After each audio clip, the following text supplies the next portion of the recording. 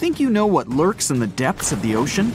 While nearly 95% of our oceans haven't been explored yet, it's hard not to let your imagination run wild. But thanks to brave explorers, deep-sea cameras, and awesome archaeologists, we do know about some pretty incredible sea creatures living in our waters today, and millions of years ago. From the 9-foot spider crab to the 60-foot prehistoric Megalodon, these sea dwellers come in all shapes and sizes. But let's focus on sea creatures famous for their huge size.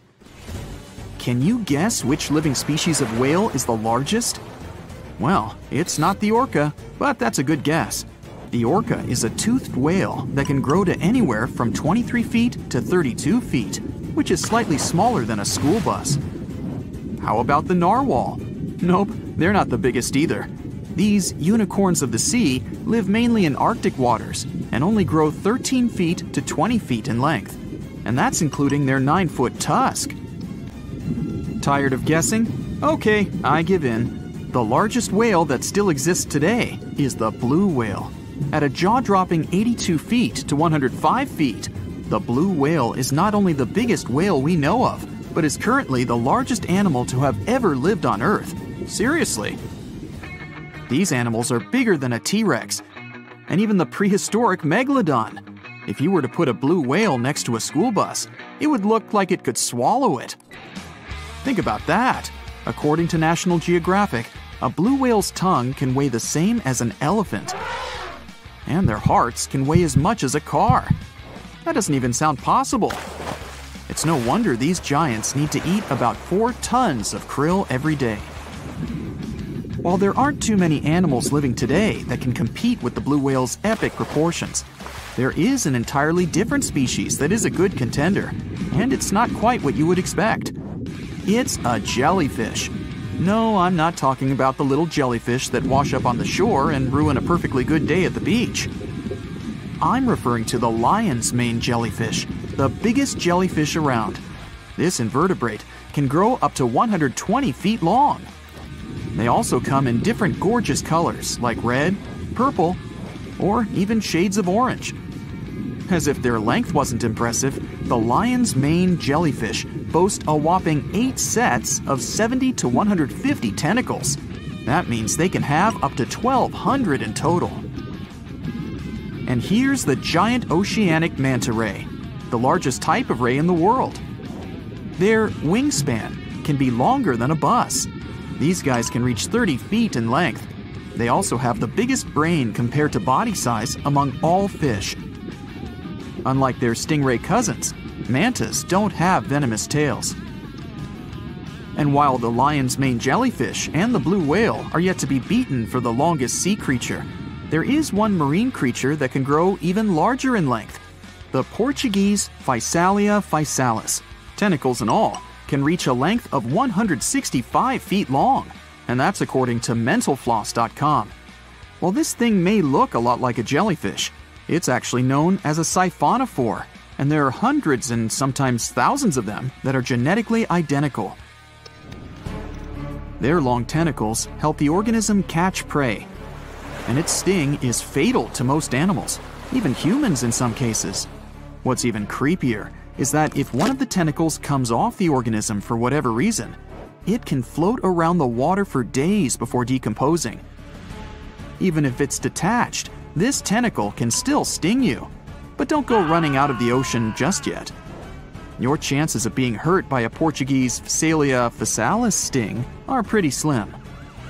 However, if you do get stung, the side effects aren't pretty, with welts, stomach cramps, an elevated heart rate, and an upset stomach. While you don't want to go anywhere near these long creatures, they sure are pretty to look at. Check out all those colors. The Shastasaurus is the biggest marine reptile that has ever existed. These predators lived during the late Triassic period, about 210 million years ago. These amazing giants could reach lengths of up to 69 feet and weighed more than 75 tons. This made the Shastasaurus as heavy as a blue whale. And if you could stand this creature up vertically, it'd be as tall as a 7-story building. Despite appearances, the Shastasaurus was actually pretty slim for its size. Its ribcage was only 6 feet across. You'd think that this big guy was chowing down on other dinosaurs, but that's not the case at all. This reptile survived on a diet that consisted of small fish and cephalopods, like octopuses and squids.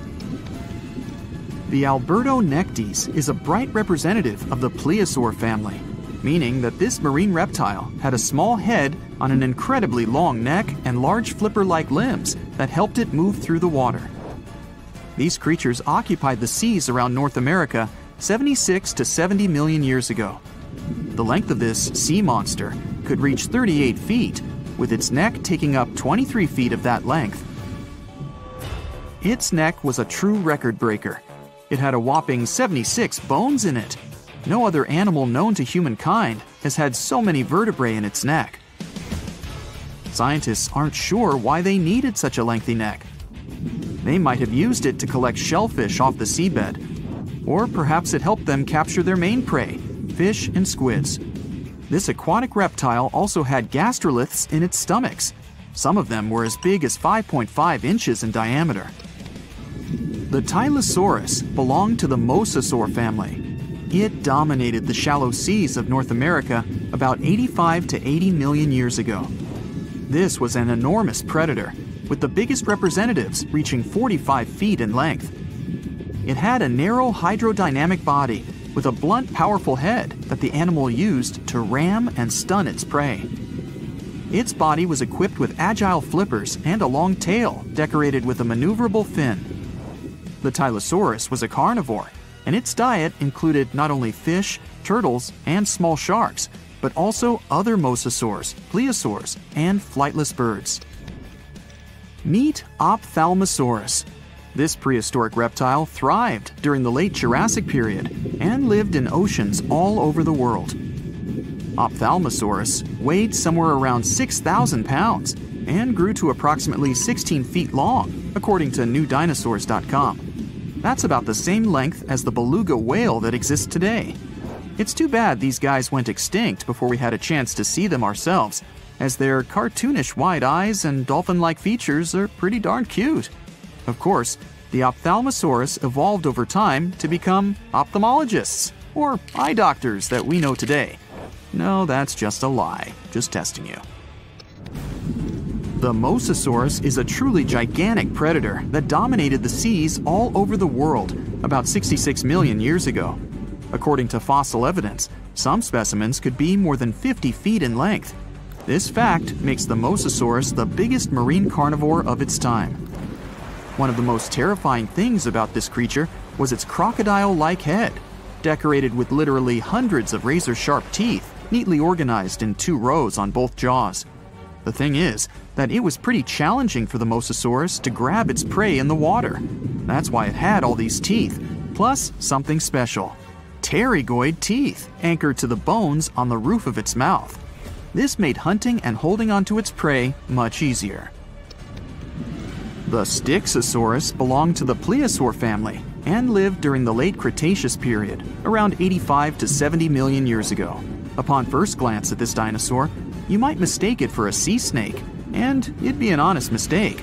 Styxosauruses were about 35 feet in length, but over 16 feet of that consisted just of their long snake-like neck. They had a comparatively small body and weighed approximately 4 tons. Their mouths were full of razor-sharp cone-shaped teeth that they used to catch fish. They didn't need to chew their prey, thanks to the 200 small stones called gastroliths in their bellies that probably aided in digestion. At the same time, some scientists believe that the Styxosaurus used these stones to sink to the ocean bottom in search of particular types of fish. Looks kinda like Nessie to me. The Meg, aka Megalodon, roamed the oceans long after dinosaurs were wiped out by the Great Meteorite. It was one of the largest and most dangerous hunters that have ever lived on Earth, as well as the biggest shark. But then, about 3.6 million years ago, the last of its kind disappeared from our planet, leaving only huge teeth for modern archaeologists to keep finding. There are a few theories about why it could have happened, but scientists might have found the true reason. The Megalodon, which means big tooth, was the largest shark ever to exist. It reportedly lived around 20 to 3.6 million years ago and was truly enormous. Its bite was more powerful than that of a T-Rex, and likely any other powerful predator that has ever roamed this planet. It's probably not surprising since this marine creature had extremely strong jaws that could span from 9 to 10 feet wide. That's enough to swallow two grown-up people side by side. The jaws were also lined with 276 teeth, and they reached 7 inches in length. That's as long as a small hedgehog. Once these teeth got worn down, the shark got rid of them and grew new ones. Such large sedated teeth helped the Meg to eat meat easily. The shark itself could grow up to 59 feet long. That's twice the length of a London double-decker bus. The animal was also pretty heavy. While a fully grown T-Rex weighed about 8 tons, the weight of a large Megalodon could be more than 30 tons. With no competitors, the enormous shark was the real king of the oceans. It hunted other sharks, large fish, and even whales. Then why did such a magnificent creature disappear from the face of the earth? The previous theories mentioned the great white shark. The Megalodon is usually described as some gigantic version of this marine animal. And this is a common mistake made because most people think these creatures were related. But in reality, the Meg looked more like a modern bull shark. Its snout was snout, its lower jaw was rather flat, and long and massive pectoral fins supported the animal's weight. But what's more important, the ancestors of today's great whites existed at the same time as the Megalodon. Now, with great size comes great clumsiness. And although the Meg was huge and powerful, it was also not as nimble as smaller and quicker great white sharks. Great whites could have rivaled a Megalodon for food, and were often more successful hunters thanks to their agility. They couldn't fight the Meg openly, but were fast enough to steal its food. So according to this theory, the only food left for the Megalodon were whales and equally big marine animals. Grown-up Megs could easily catch such beasts, but their offspring were much smaller and more vulnerable than their parents. Could smaller sharks have used this to their advantage? Maybe while megasharks were still little, they became a meal for great whites, as well as bull and tiger sharks. Even at those times, a great white shark could reach the length of 20 feet, while a Megalodon kid was definitely smaller. But even if there had been no open confrontation between young Megalodons and smaller grown-up sharks, Meg kids wouldn't have been able to find food for themselves to grow to adulthood. The reason is the same. The population of other sharks was growing, and they were rivaling each other and the Meg for convenient food. The more great whites and other sharks appeared in the oceans, the less food remained for young monster sharks. Eventually, they probably starved. But it's just one of the theories that try to explain why the Meg went extinct, and here's another one. A new study has shown that the Meg was most likely a warm-blooded predator, able to regulate its body temperature, and that might have been the reason why this species disappeared with time. Scientists analyzed isotopes of the tooth enamel of the Megalodon and concluded that the animal could easily maintain a body temperature that was around 13 degrees F warmer than the temperature of the surrounding water. Such a temperature difference is much greater than what other sharks living at the same time as the Meg had, and it's large enough for the ancient predator to be classified as warm-blooded. These days, most fish are cold-blooded. Their body temperature is the same as the surrounding water, but some sharks, like mackerel sharks, keep the temperature of all parts of their bodies a bit warmer than the surrounding water. But it doesn't make them completely warm-blooded because they simply store heat generated by their muscles. And in mammals, body temperature is regulated by a special region of the brain called the hypothalamus. Anyway, the Meg's warmer body allowed the animal to move faster, deal with cold water better, and spread out all over the world. But eventually, it might have led to a disaster. The Megalodon lived during the Pliocene epoch, pronunciation. It began approximately 5.3 million years ago and finished 2.5 million years ago. During that period, global cooling occurred. It also caused the changes in sea level, which the Megalodon probably didn't survive. The main problem for the predator was to maintain an energy level allowing its body temperature to remain elevated. But to do it, the animal had to eat a lot, and I mean it. But it was a challenging task in a time of changing marine ecosystems, and while competing with newcomers, such as the great white shark. If this theory is true, then the amount of energy the Meg had to use to remain warm could have contributed to its extinction. This new information is very important to us. It shows that many marine predators in modern oceans might be experiencing the effects of ongoing climate change too. By the way, have you heard that there have been several cases when people were sure they had seen the Meg? Or at least some similar extremely large monsters. And these sightings happened relatively recently. For example, in July 1916, the New Jersey coast of the US was terrified by a series of shark attacks. They happened during an oppressive heat wave when hundreds of beachgoers tried to find shelter from the heat near the water. People described the culprit that had caused all that havoc as a giant shark, much bigger than any regular one. Since then, scientists have been debating which shark species was involved in those accidents. The most popular guesses have been the bull shark and the great white. A picture of a huge shark roaming the Pacific Ocean not far from Guadalupe Island appeared in 1999. The creature was nicknamed Deep Blue. It could be distinguished from others by a wavy pattern separating its gray back and white belly. But even though some people claimed it could be the infamous Megalodon, experts came to the conclusion it was a female white shark, the largest ever seen.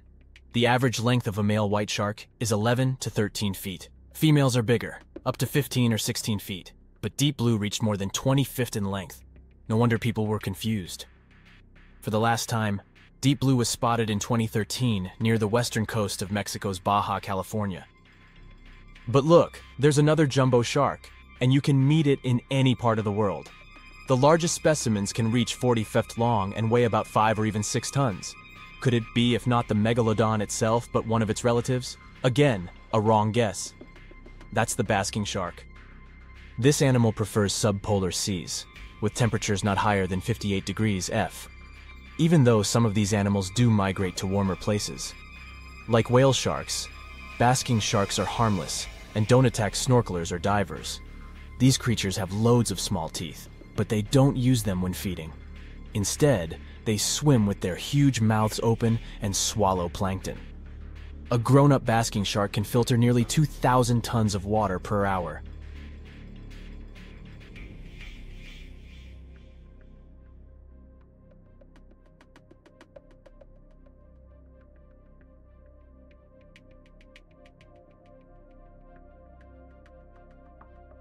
Well, hey there. We dive back in time and into the oceans over 500 million years ago. Just, because we can. Whoa, watch out. It's not Megalodon or giant sea reptiles you need to look out for here. It's a bizarre, unearthly-looking creature called Anomalocaris. The name means unlike any other shrimp. And I think you'll agree, it looks like a nightmarish cross between a shrimp and a modern-day centipede. 2 tentacles protruding from its face, each lined with razor-sharp teeth. Oh yeah, and this thing was about the size of your leg. With a wave-like movement of the flaps on each side of its body, it was graceful for a terrifying creature. It was also more advanced than any other life on this planet at the time. Especially those huge eyes. You have only one lens in each of yours. This giant shrimp had 16,000. That's 4 times more than a common housefly. And you know how good their vision is, good enough to dodge that swatter every time. All this allowed Annie to become one of the first animals on this planet to feed on others. Yep, here it is, Earth's first hunter. Its favorite meal? Trilobites. Hey, try a bite. Those are the ancient ancestors of crabs. Some of their fossils have marks on them in the same shape as the monster shrimp's mouthparts. Terrors of the past like this got to be so giant thanks to more oxygen in the atmosphere. A perfect example of this, Meganeuropsis. Imagine a dragonfly. Now make it as big as a cat, and with a wingspan longer than your arm. Megan, the monster-sized dragonfly, could easily grab other insects or even small animals, and she ruled the air with quick movements. Back then, there were still no large birds or other airborne enemies for this behemoth bug, so it was safe and free to grow as large as this planet would allow. Piranhas of the past were also jumbo-sized. Mega piranha was about 3 times the size of the river terrors we have today.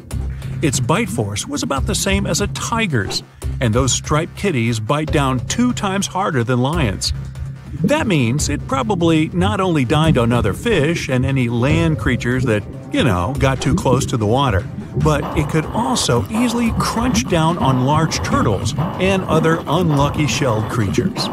And fun fact, modern-day piranhas bark like dogs when they're about to enter a confrontation.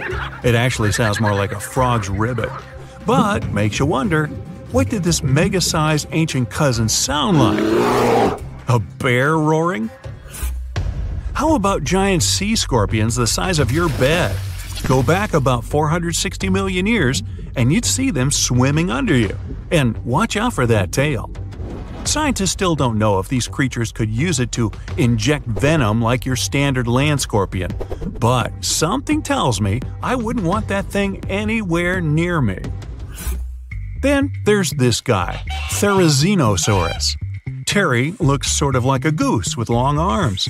Oh, and did I mention this goose dino is about 2 stories tall and longer than a bus? Yow! Its arms make the T-Rexes look even more bite-sized, each 8 feet long, almost triple the length of T-Rexes. And on the end, razor-sharp claws the size of your whole arm. Now, don't worry about those lengthy claws too much, though. Terry probably used them to cut through giant termite nests.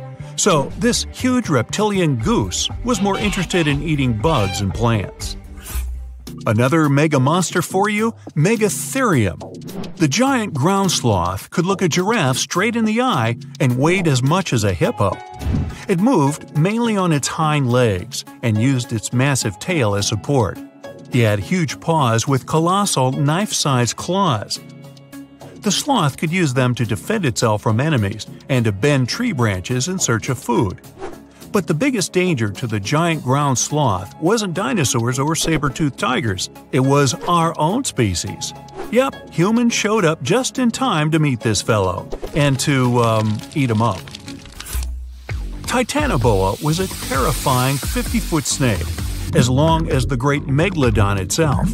It was also more than 2 times heavier than the heavyweight champion among snakes today, the green anaconda. Crocodiles were a regular on this serpent's menu. Titanoboa could swim 3 times faster than the fastest Olympic swimmer our species has ever seen. It was quicker and more dangerous in the water than outside it. And don't forget the boa part of the snake. This massive snake wasn't venomous. Instead, it liked to squeeze. Remember that giant shrimp from earlier?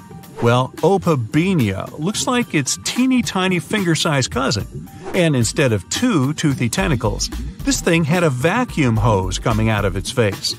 On the end of that trunk, what looks like a single crab claw.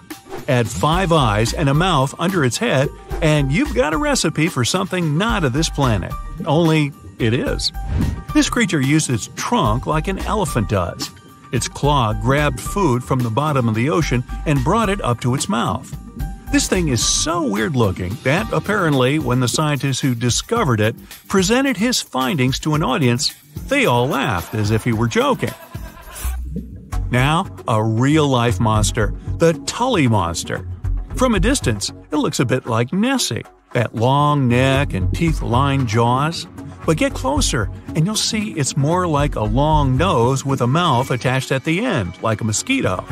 Its eyes are further back, sticking out of tubes all snail-like. Tully was an ancient mollusk, about the size of your forearm. It probably dined on jellyfish and shrimp 300 million years ago. Thylacus smilus will put a smile on your face as long as you don't get too close. No, it's not a relative of the saber-toothed tiger. It was a marsupial, making it more related to a kangaroo than anything. And if you compare them to body size, its fangs were actually longer than a saber-toothed tiger's. And they grew continuously. As for that beard on its chin, that's actually all chin.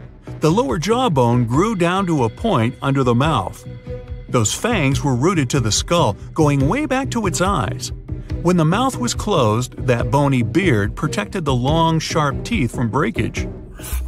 Staganapolis, not to be confused with Minneapolis, might look like a big crocodile with a squished-in snout, but it was mostly harmless. Its small head and very few teeth meant the reptile didn't have much to work with when protecting itself. That's what all those armored scales were for, and no need for huge fangs or long rows of razor-sharp teeth when you're a plant eater. That beak-like tip on its nose allowed the stag to dig up plants, So, really, this reptile was more like a 10-foot scaly pig than a croc. Basilosaurus was a type of ancient whale that lived on our planet about 45 million years ago. Not quite as long as a blue whale, but this guy was still big enough to munch down on other whales and even sharks. Some people believe these monsters could still exist today. Eyewitnesses claim to have seen a giant sea dragon, and Basilosaurus fits the description. Plus, 90% of our oceans are unexplored. There's plenty of space to hide a sea monster. But scientists haven't found any fossils of this ancient whale younger than 3.7 million years. So, this myth is busted. Stegosaurus is one of the most recognizable dinosaurs that ever lived. It can easily be distinguished by those huge spikes on its tail and the bony plates on its back. It was twice as long as a giraffe and nearly 5 times heavier. But compared to its body size, it had the world's smallest brain. It was no larger than a dog's. Pelagornis had the largest wingspan of any bird ever discovered. It was twice the size of the largest bird today, the wandering albatross. Such huge wings made it hard for the bird to take off. It could only do so by jumping off cliffs. And when it finally spread its wings, this giant could only go about 40 miles per hour. The fastest bird today can reach speeds 5 times that. Want to high-five a sea creature? Well, put your hand up for the Tasmanian red handfish. This fish doesn't swim like a fish. It walks. It uses its flipper-like hands to stroll around on the ocean floor. These bottom walkers are disturbed by swimmers and boats a lot. Some people even want to take them home as pets. I think it's better to just give them a wave and swim on by. The vampire squid. Its species name is Vampiroteuthis infernalis, which translates to vampire squid from hell. Oh yes, this vampire squid means to terrify everyone with its name, its dark red color, its spikes at the bottom, and the scary fact that it can basically turn itself inside out. The vampire squid loves putting on a good show, but it's as harmless as a kitten is to humans. It's as if Dracula scared the pants off you, but he didn't have blood-sucking fangs. The vampire squid feeds on food particles from plants and animal matter floating near the ocean's surface. Since they're not predators, they need good defensive strategies, and their vampiric look is designed to ward off large creatures who want to eat them. Turning themselves inside out is a defensive mechanism since the spiky areas in the inner skin are more intimidating. They also shoot out a substance that does not have color, but is packed with bioluminescent particles to distract predators. The vaquita. Going out on a boat off the coast of Mexico sounds like the perfect vacation. The sun, the blue water, the most endangered sea creature. Wait, what? The vaquita isn't dangerous, but don't expect it to stick around to say hello or sign any autographs. It's incredibly shy. This little cow, that's what it means in Spanish, is one tiny sea mammal. With those black markings around its eyes, it looks more like a sea panda to me. Seeing one should make you feel very special. They're on the brink of extinction, mostly because they got caught by accident in fishing nets. It's estimated that there's only 10 left in the wild. The blue dragon. This little creature looks like something out of a kid's fantasy movie. It's called the blue glaucus, casually referred to as the blue dragon or blue angel. It can be found in many places, the Atlantic, Pacific, and Indian Oceans. It's kind of a mollusk and it only grows to be about an inch long. What you think is the back is actually the mollusk's bright underbelly. It regularly floats on its back so that its blue colors help it camouflage with the water's waves. The blue dragon isn't just pretty, it's also smart. It usually feasts on Portuguese man-o'-wars, also known as Physalia physalis. The blue dragon stores their stinging cells for later use, in essence, stealing their defensive mechanisms. When the blue dragon is threatened, it releases those stinging cells it stored, directing them at an enemy to sting them with more power than the Portuguese man-o'-war would have been capable of.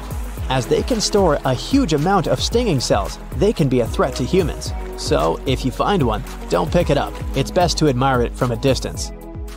The barrel-eye fish.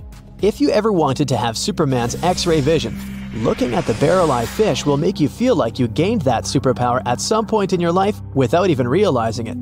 The barrel eye has a transparent head, so you can see how their eyes and brain look inside. This magnificent creature lives in the deep sea.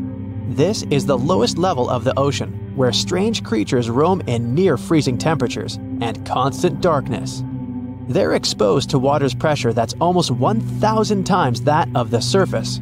If the idea of the deep sea sends a shiver down your spine, stay tuned to learn about another of its creatures later on. The barrel-eye fish can be found in the Atlantic, Pacific, and Indian Oceans. You might be wondering, why oh why would a fish have a see-through head? And that would be a fair question. Since the species was discovered in 1939, it was believed that the fish's eyes were set to see straight ahead and couldn't move. So it was assumed that they had tunnel vision.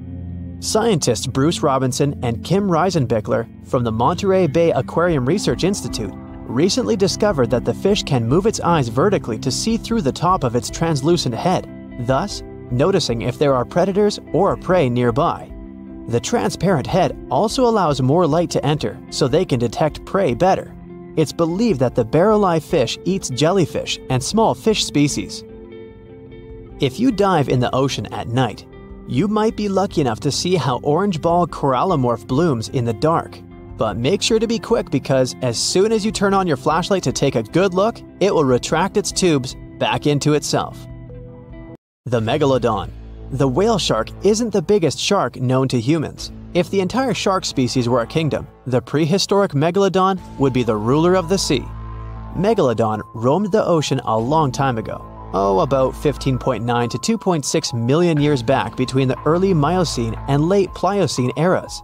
While they've long been extinct, people are still amazed to learn about these gigantic sea beasts. Megalodon could reach anywhere between 45 feet to 60 feet in length with jaws more than 6 feet wide. A fossil of a tooth that once belonged to a Megalodon measured at 7 inches. Needless to say, I'm pretty stoked that these guys have long been extinct. But there's still some adventurers out there hoping to meet this monster one day. The Dumbo Octopus. This adorable creature, or creepy creature, or however you want to see it, is officially called Grimpoteuthis. More casually, it's referred to as the Dumbo octopus, named after the Disney character. Though Dumbo, the elephant, not the octopus, was teased for his big ears, it's highly unlikely that this adorable octopus gets teased by its water neighbors. They are the deepest living octopuses, living in the deep sea, and you know how scary that place is. They're only about 8 inches tall and spend their days hovering just above the seafloor eating snails, worms, and other food they find in the current or near ocean vents. There are nearly 17 species of Dumbo octopus, and they all have differences in height, color, and body parts. If you can't get enough strange animals, you'll be glad to learn that the deep sea has barely been explored by humans. So keep an eye out. There are bound to be more fascinating animals discovered in the deep in the future. The sea angel. These creatures might look and sound pretty cute, but their diet is far from sunshine and lollipops. Their favorite food are sea butterflies. They lay mucus traps for them and wait in ambush. The squat anemone shrimp. This shrimp is tiny, only 0.5 inches. It's also known as a dancer shrimp because of its peculiar behavior. When agitated, it raises its bottom above its head and does a little dance. Divers also say it readily jumps on their hands and cleans them. The coconut crab. This guy may look pretty creepy, especially when the sun goes down. Mature coconut crabs are around 3 feet in length. Their preferred foods are coconuts, but they can also hunt down lizards and even large birds. The slender snipe eel. Slender snipe eel is a slim and long creature that's still a mystery for marine scientists. It's 4 feet long and it has at least 750 bones in its spine, which is much more than any other animal in the world. The sea pen. Sea pen is 7 feet long and it has a lot of varieties, but most of them look indeed like a pen or a quill. The similarity is even more striking when the animal has a water-filled bulb that anchors it to the floor. The Persian carpet flatworm. This creature looks indeed like a carpet, despite being very small by comparison. It's only 4 inches long, able to become both male and female. It doesn't really mate with other flatworms. Rather, it fights them for the right to bear posterity. The flamingo-tongued sea snails. Tourists love these extraordinary snails for their pretty colors, thinking it's a shell, but in fact, the shell is quite dull and hidden underneath colorful soft tissues. They eat softer, toxic parts of corals and store their toxins to protect themselves. It was one of the biggest creatures ever to roam the Earth. It was longer than your average school bus and could easily weigh more than 10 elephants combined. But where did it live? How did it end up having this size? And most importantly, why is it extinct nowadays? Let's find out. The Megalodon was the largest predator ever known in our planet's history. In terms of its location, the Megalodon lived practically in all waters on our globe, except near the poles. The reason why there were no Megalodon teeth found in Antarctica is probably that the gigantic creature adapted to only warm tropical and subtropical waters. The younger ones liked to keep to the shores, while full-grown adults preferred coastal areas, but they could easily move into the open ocean as well. How do we know the Megalodon was so widely spread? We can only presume, based on the fact that they discovered the most northern fossils off the coast of Denmark and the most southern in New Zealand. The discussion of how the Megalodon got this size is still open in the scientific community. They recently found out that not all the specimens from this fascinating species reach the same huge size. This has to do with a little something called the Bergmann's Rule, which says that the temperature of the surrounding environment affects the animal's body size because they either need to conserve or shed heat. The megalodons that reach cooler waters probably needed more body weight to make sure they survived in low temperatures. On the contrary, those living in warmer waters had to be smaller to avoid burning up. But what did this enormous fish look like? Most modern depictions show the Megalodon resembling an enormous great white shark. But well, it seems it may not necessarily be correct. The Megalodon likely had a much shorter nose and a flatter jaw that looked almost squashed when compared with a great white shark. It also seems to have something in common with the modern blue shark: extra long pectoral fins. They needed these to support their weight and size while navigating the planet's waters. Lastly, the lady megalodons, seem to have been about twice as large as the gentlemen. As for their offspring, even a small megalodon was enormous, at least 6.5 feet from nose to tail. How do we know that? Because specialists have stumbled upon megalodon nursery habitats in Panama, Maryland, the Canary Islands, and Florida. Even the piles of used diapers were enormous. Nah, not really. Surely the scariest aspect of the megalodon's looks was its mouth. I mean, think about it. Megalodon had whales for dinner, so it obviously needed to open its mouth wide enough. Scientists have estimated that its jaw would span a mind-boggling size, 9 by 11 feet wide. Just to paint you a better picture, that means it could have easily gulped down 2 adult people side by side. Wait, which 2 adults? Those impressive jaws also feature 276 teeth. Based on modern reconstructions of the force of its bite, it looks like it may have been one of the most, if not the most, powerful animals of prey ever to exist. For comparison, humans can have a bite force of around 1,300 newtons. Today, great white sharks have been estimated to be able to bite down with a force of over 18,000 newtons. The Megalodon tops all the records, with an estimated power of bite up to 10 times greater than that. It could basically crush a car with very little effort. Its teeth were also pretty amazing. Similar to sharks, the Megalodon was fast in replacing its broken or worn teeth. With 4 or 5 rows of teeth in its mouth, it basically acted like a conveyor belt, growing back damaged or missing teeth within about 48 hours. This means that an adult Megalodon probably would have grown several thousand teeth throughout its lifetime. It was nice of them to do that, though, since it's probably one of the reasons why Megalodon teeth are so common in fossil records, and we're able to study them properly. To maintain its impressive physique, the Megalodon had to eat somewhere around 2,500 pounds of food per day. Can't wrap your head around that? Well, it was the equivalent of 1¼ cows per day to survive. It's like if you had to eat 3,300 cans of tuna every day. I've used the word Megalodon a lot, but have I mentioned where it comes from? When translated from Greek, it means giant tooth. Ah, those clever Greeks. However, this giant shark's full scientific name is a bit more complicated, Carcharocles megalodon. But are these gigantic predators actually extinct? We tend to believe so, but let's be honest for a second.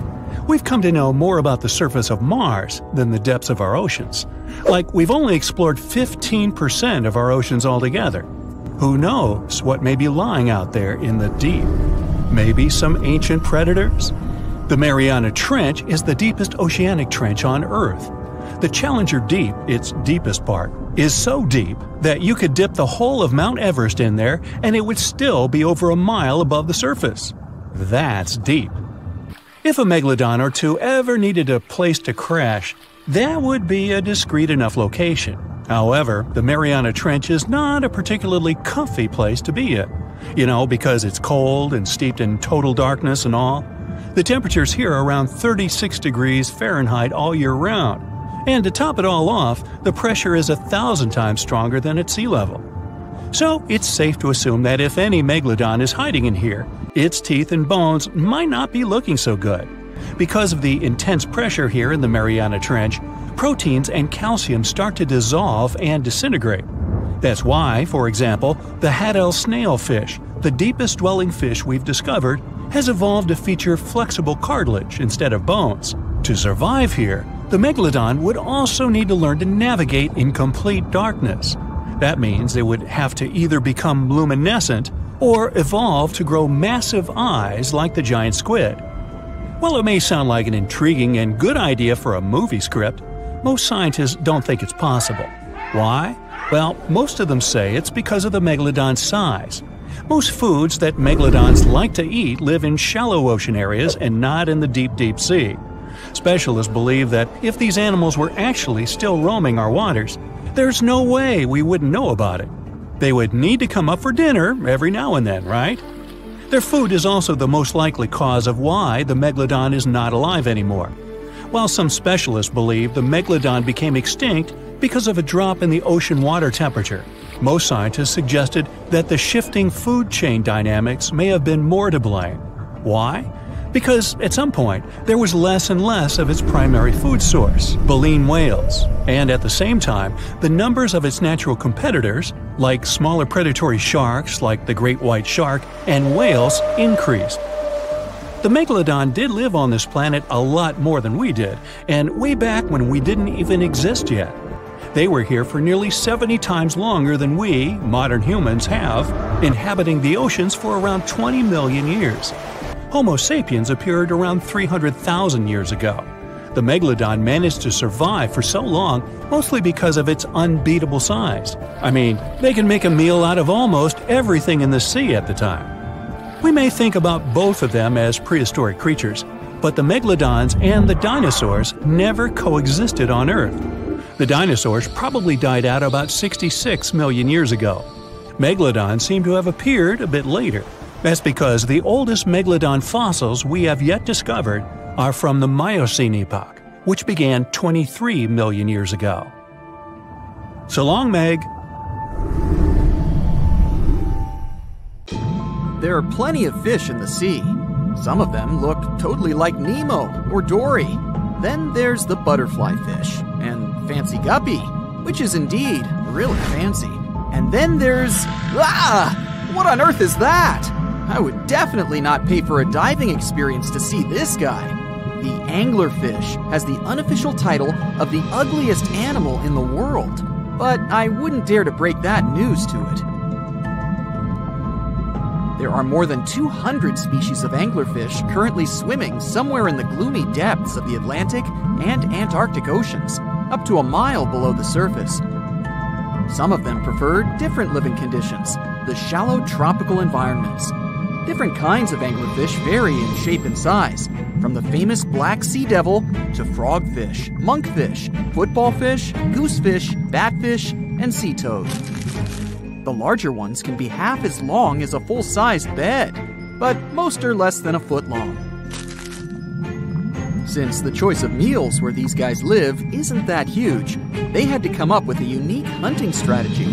They don't waste their priceless life energy on following prospective prey. Instead, they use a piece of dorsal spine that sticks above their mouths like a fishing pole, hence the name of the fish. There's a sac of bioluminescent bacteria that glows brightly in the dark at the end of that rod. The light lures prey, and all the anglerfish has to do is wait, and then enjoy its lunch delivered right to its mouth. Their bodies are pliable and huge, so they can easily swallow prey twice their size. Deep-sea anglerfish eat whatever they can find. Species that live in more shallow water aren't picky either, and can eat anything from shrimp to snails and small fish. Only female anglerfish have the cool fishing rod feature though. So what about their males? Finding a soulmate deep under the sea isn't that easy.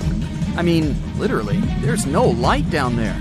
Plus, there are frigid temperatures and low oxygen levels. Anglerfish can't afford to go on many dates in those conditions, so they mate for life. And before you go aw about it, I have to tell you, they do it in quite a special way. Male anglerfish are much smaller than their ladies. The contrast is so striking that when researchers first got interested in their love life, they thought those males were actually the offspring, or larvae, hanging out next to their moms.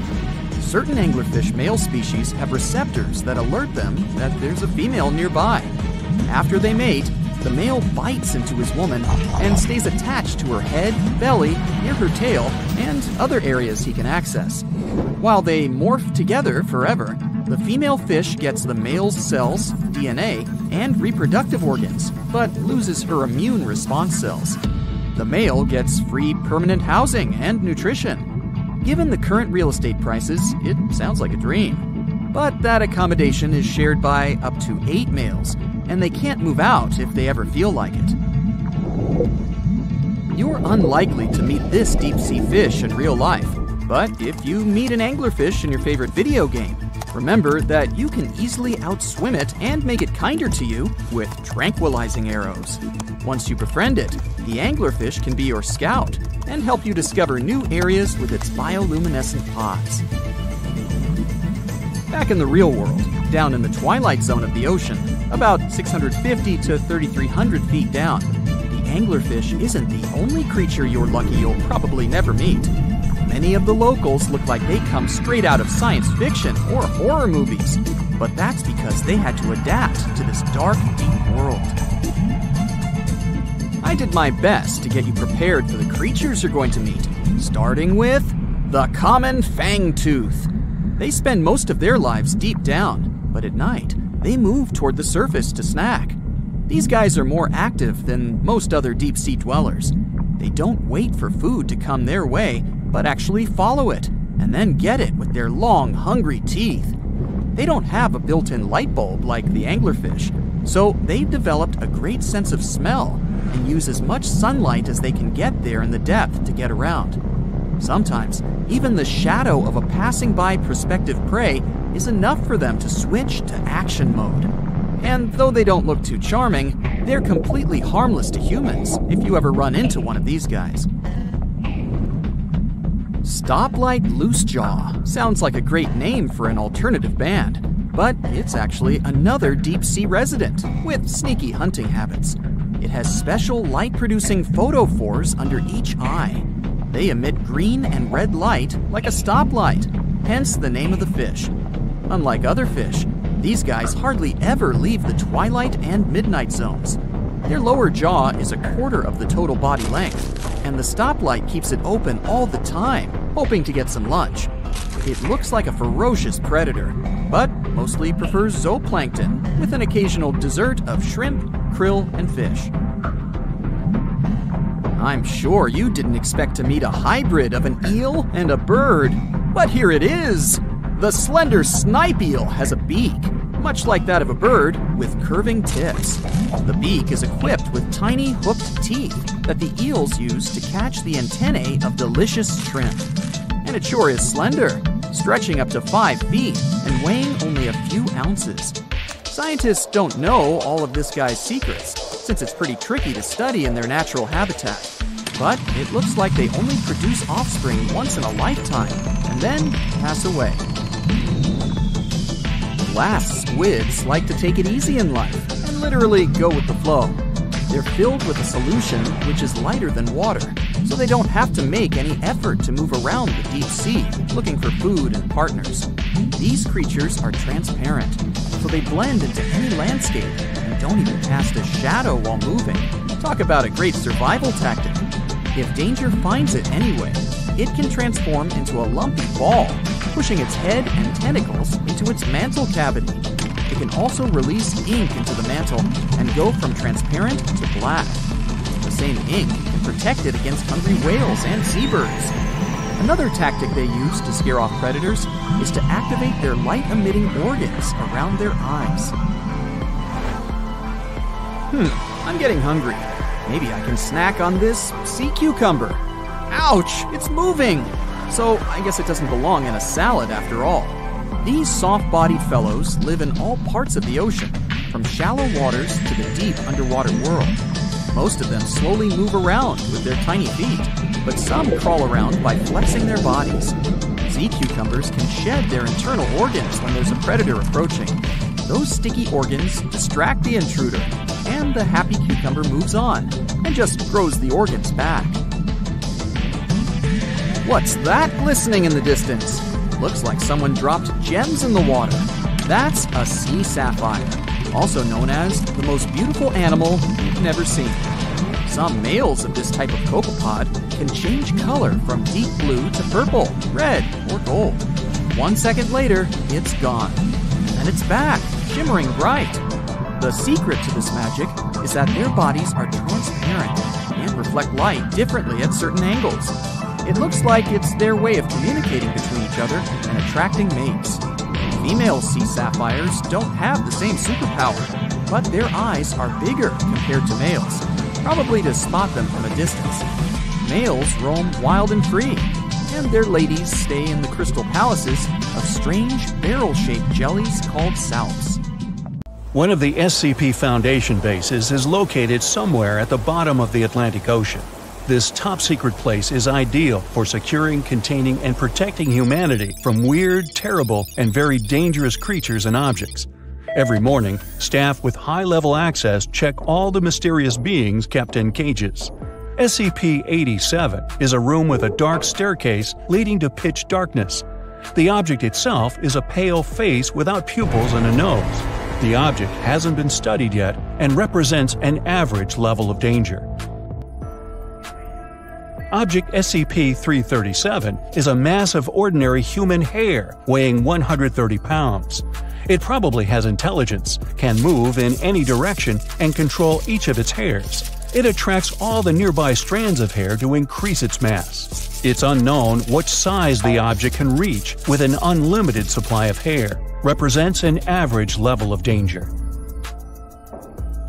Object SCP-432 is a small locker with a huge network of intricate tunnels and mazes inside. The object is safe, but unexplored. Object SCP-682 is a colossal reptile the size of a bus that can transform its body. It's practically invulnerable, can regenerate, resist any damage, and adapt to any danger. It has intelligence and doesn't like people. The object is extremely dangerous and still unexplored. Stop. Wait a minute. Where is Object SCP-682? Its cell is empty. Oh no, it's escaped! Hit the alarm! The huge reptile that cannot be destroyed is lurking somewhere in the waters of the Atlantic Ocean. It's grown fins and gills to feel comfortable underwater. It's heading to the mainland for one purpose: to enjoy its freedom and scare people. 10 submarines and 20 cruisers begin patrolling the area using high-precision echolocation technologies. The reptile couldn't have gone far. A signal appears on one of the radars. Some huge object is floating toward the ship at great speed. But it's not SCP-682. It's something much bigger. Ah, this is Meg, short for the Megalodon, a giant ancient shark. Usually they were the size of a train car, but this shark is enormous, like a Boeing airliner. Ships and submarines have disturbed this ancient monster. It approaches one of the cruisers and breaks through the hull. The boat is sinking fast. At this moment, another dot appears on the radar. This is SCP-682. The reptile quickly swims to the shark. They look at each other for a few seconds. SCP-682 is much smaller than the Megalodon, but it has intelligence and the ability to regenerate and transform its body. The first reason for this, it's faster than the Megalodon. The shark swims quite slowly because of its gigantic size and weight. It lacks agility. The reptile can grow several fins and move 4 times more quickly than Meg. Another reason, Meg only has 2 eyes. It can't see anything with its back turned. SCP-682 can grow several additional eyes on any part of its body if it wants to. Besides, the limbs of the Megalodon are its fins and a large tail. It only uses them for swimming. SCP-682 can have up to 10 limbs. These can be paws with claws or tentacles. It can grow arms with sharp spikes or bone ridges. It can attack or defend itself with them, take objects, or destroy something. But there's one thing that can help defeat the reptile: jaws. The Megalodon has about 300 large sharp teeth. Each of them is the size of a human palm. But SCP-682 can grow 1,000 small teeth, like those of a piranha or crocodile. The reptile can grow anything, but it can't increase its strength. The power of the Megalodon's jaw is much greater. It can easily bite through the ship's metal hull or firmly grasp SCP-682. The only problem is that the reptile can recover from any damage caused by the shark. Besides, it's too fast and can quickly escape the toothy mouth. The chances of success for the shark are minimal. SCP-682 has already calculated all the weaknesses of its enemy. And now, an epic show begins. 2 monsters are swimming towards each other. The Megalodon opens its mouth to catch the beast, but the reptile deftly dodges it. The shark pushes the enemy with its giant tail. The force of the impact is equal to the force of a 5-story building falling on the ground. SCP-682 flies off to the side and loses consciousness. But after a few moments, it opens its eyes. The creature recovers in 3 seconds. Razor-sharp crests now grow in its hands. SCP-682 can easily win with these limbs. It's swimming toward the shark, but at this moment, several strong nets fall on the reptile. This is help from people. The reptile cuts through the nets, while the giant shark opens its mouth and bites the crests off SCP-682. Then it catches the reptile in its jaws. Inside the shark's mouth, SCP-682 regenerates completely and tries to escape. Meg spits the enemy out. The reptile grows large bone maces on its hands.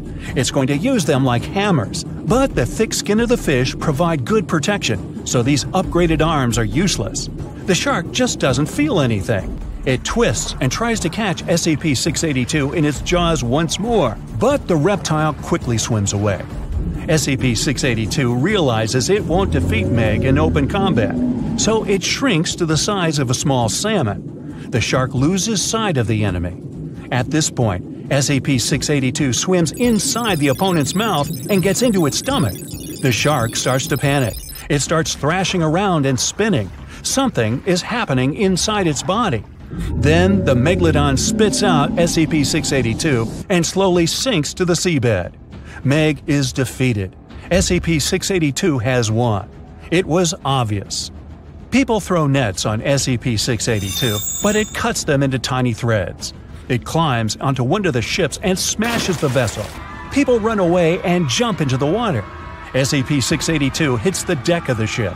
The monster wants to move on to the next boat, but notices several big fins in the water.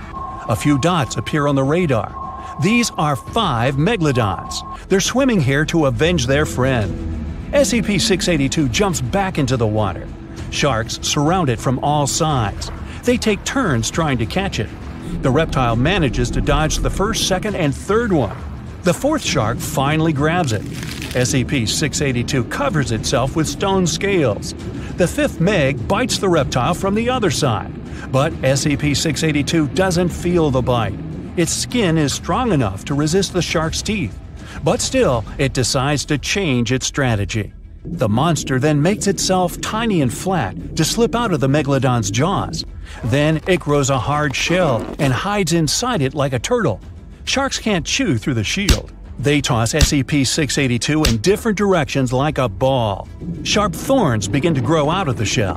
They scratch sharks' noses. They can't do anything. Right at this moment, a round bath escape gets lowered into the water. It moves up to the hidden reptile and opens the door. The water gets inside along with the monster. SCP-682 can't go anywhere. It's inside a high-strength carbon steel chamber. It tries to break out, but it's pointless. Sharks are not satisfied with this. They want revenge. One of them bites through the cable of the bath escape. It sinks to the seabed and hits the reef. The sharks tear through the material, and SCP-682 manages to get out. The Megalodons attack the reptile, but it uses its sharp spikes to scare them away. Then SCP-682 becomes furious. Sharks swim away from it. The monster has won again. At this moment, a powerful earthquake begins. The seabed cracks, and a giant tentacle climbs out of a huge crevice. It seems that SCP-682 has a new opponent, and this is a kraken. The reptile is about to defeat this monster too. But this story is for another video. The stonefish. Stonefish aren't going to win any beauty contests, unless the pageant is for best rock look-alike. Their tiny unreflective eyes and rough skin blend in perfectly with their environment. A large head, an even bigger mouth, and a home full of, yeah, it's rocks. And just because you're on the beach doesn't mean you're safe. Stonefish can survive for 24 hours out of the water. Stepping on one or even handling one won't be that fun. Their dorsal fin spines have extremely strong venom. It shoots out when they get stepped on, and it can lead to paralysis or even heart failure. You'll need help fast. No wonder they're one of the most dangerous creatures in the water, or anywhere. Be careful when scrambling around rocky areas. They love to play hide and seek. The deep-sea dragonfish. If there were a prize for the most hideous fish in the ocean, the deep-sea dragonfish would win. With slimy, scaleless skin, massive teeth, and a face only a mother could love, this bad boy of the sea is nothing to mess with. It likes to swim between 700 feet and 6,000 feet below the surface of the ocean, where the waters are the darkest and coldest. Along with some other creatures on this list, the deep-sea dragonfish relies on its bioluminescent body parts to catch prey. It also uses its hanging appendage, which boasts a little red light on the end, coming out from its lower jaw. Many fish mistake this little light for prey, luring them right into the jaws of the deep-sea dragonfish. Very clever dragonfish, very clever indeed. The fangtooth. The Mariana Trench is an underwater trench with a depth of 35,000 feet, nearly 7 miles below the ocean surface. Let that sink in. While scientists know the Mariana Trench exists, it's one of the least explored places on Earth. It's also the deepest area of Earth's oceans. And although many creatures down there probably haven't even been seen by humans yet, scientists have had the creepy pleasure of getting to know the fangtooth. The fangtooth fish shamelessly lives up to its name. Just look at that thing. The fangtooth is carnivorous and feeds on just about anything it can find that gets caught in its sharp-toothed mouth. These fish rely on their contact chemoreception to find prey. In other words, they can sense chemical residue that comes off of other living organisms in the deep sea. This is because they don't have any light-producing cells on their bodies, unlike many other deep-sea fish. On top of all that, it's pretty dark down there, so whatever crosses their path, they chomp on. While these guys look pretty scary, they're not a threat to humans. They only grow about 7 inches long. Even so, I wouldn't want to run into one of these things during a relaxing swim in the ocean. The Dunkleosteus. Strangely enough, this prehistoric fish, known as the T-Rex of the seas, had no teeth. Those were replaced with bony plates that allowed it to have the strongest bite among other monsters of its size. The goblin shark. If you thought the movies about sharks were scary, this next deep-sea creature will make you swear off going for dips in the ocean forever. However, It lives 3,000 feet underwater, so you'll never likely see it face to face. The goblin shark looks like a cross between a shark and a creature from your worst nightmare. These sharks boast a protruding sword-like snout with a jaw that juts out to match. Unlike other sharks that have more of a gray hue, this creepy thing looks not so pretty and pink. Aside from their scary demeanor, what do scientists really know about the goblin shark? Well, not much, except that they can grow up to 18 feet in length. Looks like there's still a lot to learn about these guys, if you dare to. By the way, did you know that sharks don't sleep? Many species have to keep water moving over their gills to get oxygen, so they can't fall into a deep sleep like we do. That's why they stay half awake during rest. Typically, sharks don't even close their eyes. The cookie cutter shark. This shark is a living horror, with lower teeth being big and sharp, while the upper ones are much smaller. When its teeth fall off, the shark eats them to maintain calcium levels. Pretty smart solution for a shark. The frilled shark. Studying the frilled shark is like looking through a portal back to prehistoric times. That's because scientists think that these eel-like sharks haven't changed much since their oldest ancestors roamed the deep sea waters, so they're sometimes referred to as living fossils. These sharks' mouths are filled with a terrifying 25 rows of backward-facing sharp teeth, 300 in total. They're designed to grasp prey and hold them tight so they can't get away, according to early studies of the shark conducted in 1884 and published in the Bulletin of the Essex Institute. Luckily for swimmers, the frilled sharks live between 390 feet and 4,200 feet below the ocean's surface, so they'll probably never run into them. Probably. This is probably the worst nightmare of any dentist. The northern stargazer. Take a look at this cutie. The northern stargazer is definitely not something you'd wish to see on the ocean floor. This horrid creature hides its body under the sand, leaving its face above to wait for prey. The tasseled wobbegong. Here's another carpet shark on our list. It lies low on the bottom of the sea and patiently waits for its prey to come by. The Australian ghost shark. The Australian ghost shark isn't really even a shark, but a very bony fish. It's also a living fossil. It hasn't changed within the last 400 million years. Believe it or not, sharks and humans have a common ancestor that lived around 440 million years ago. Even though we both evolved in our own way, there are still some signs of that connection. For example, the genome of an elephant shark is very similar to humans. The Leopleurodon.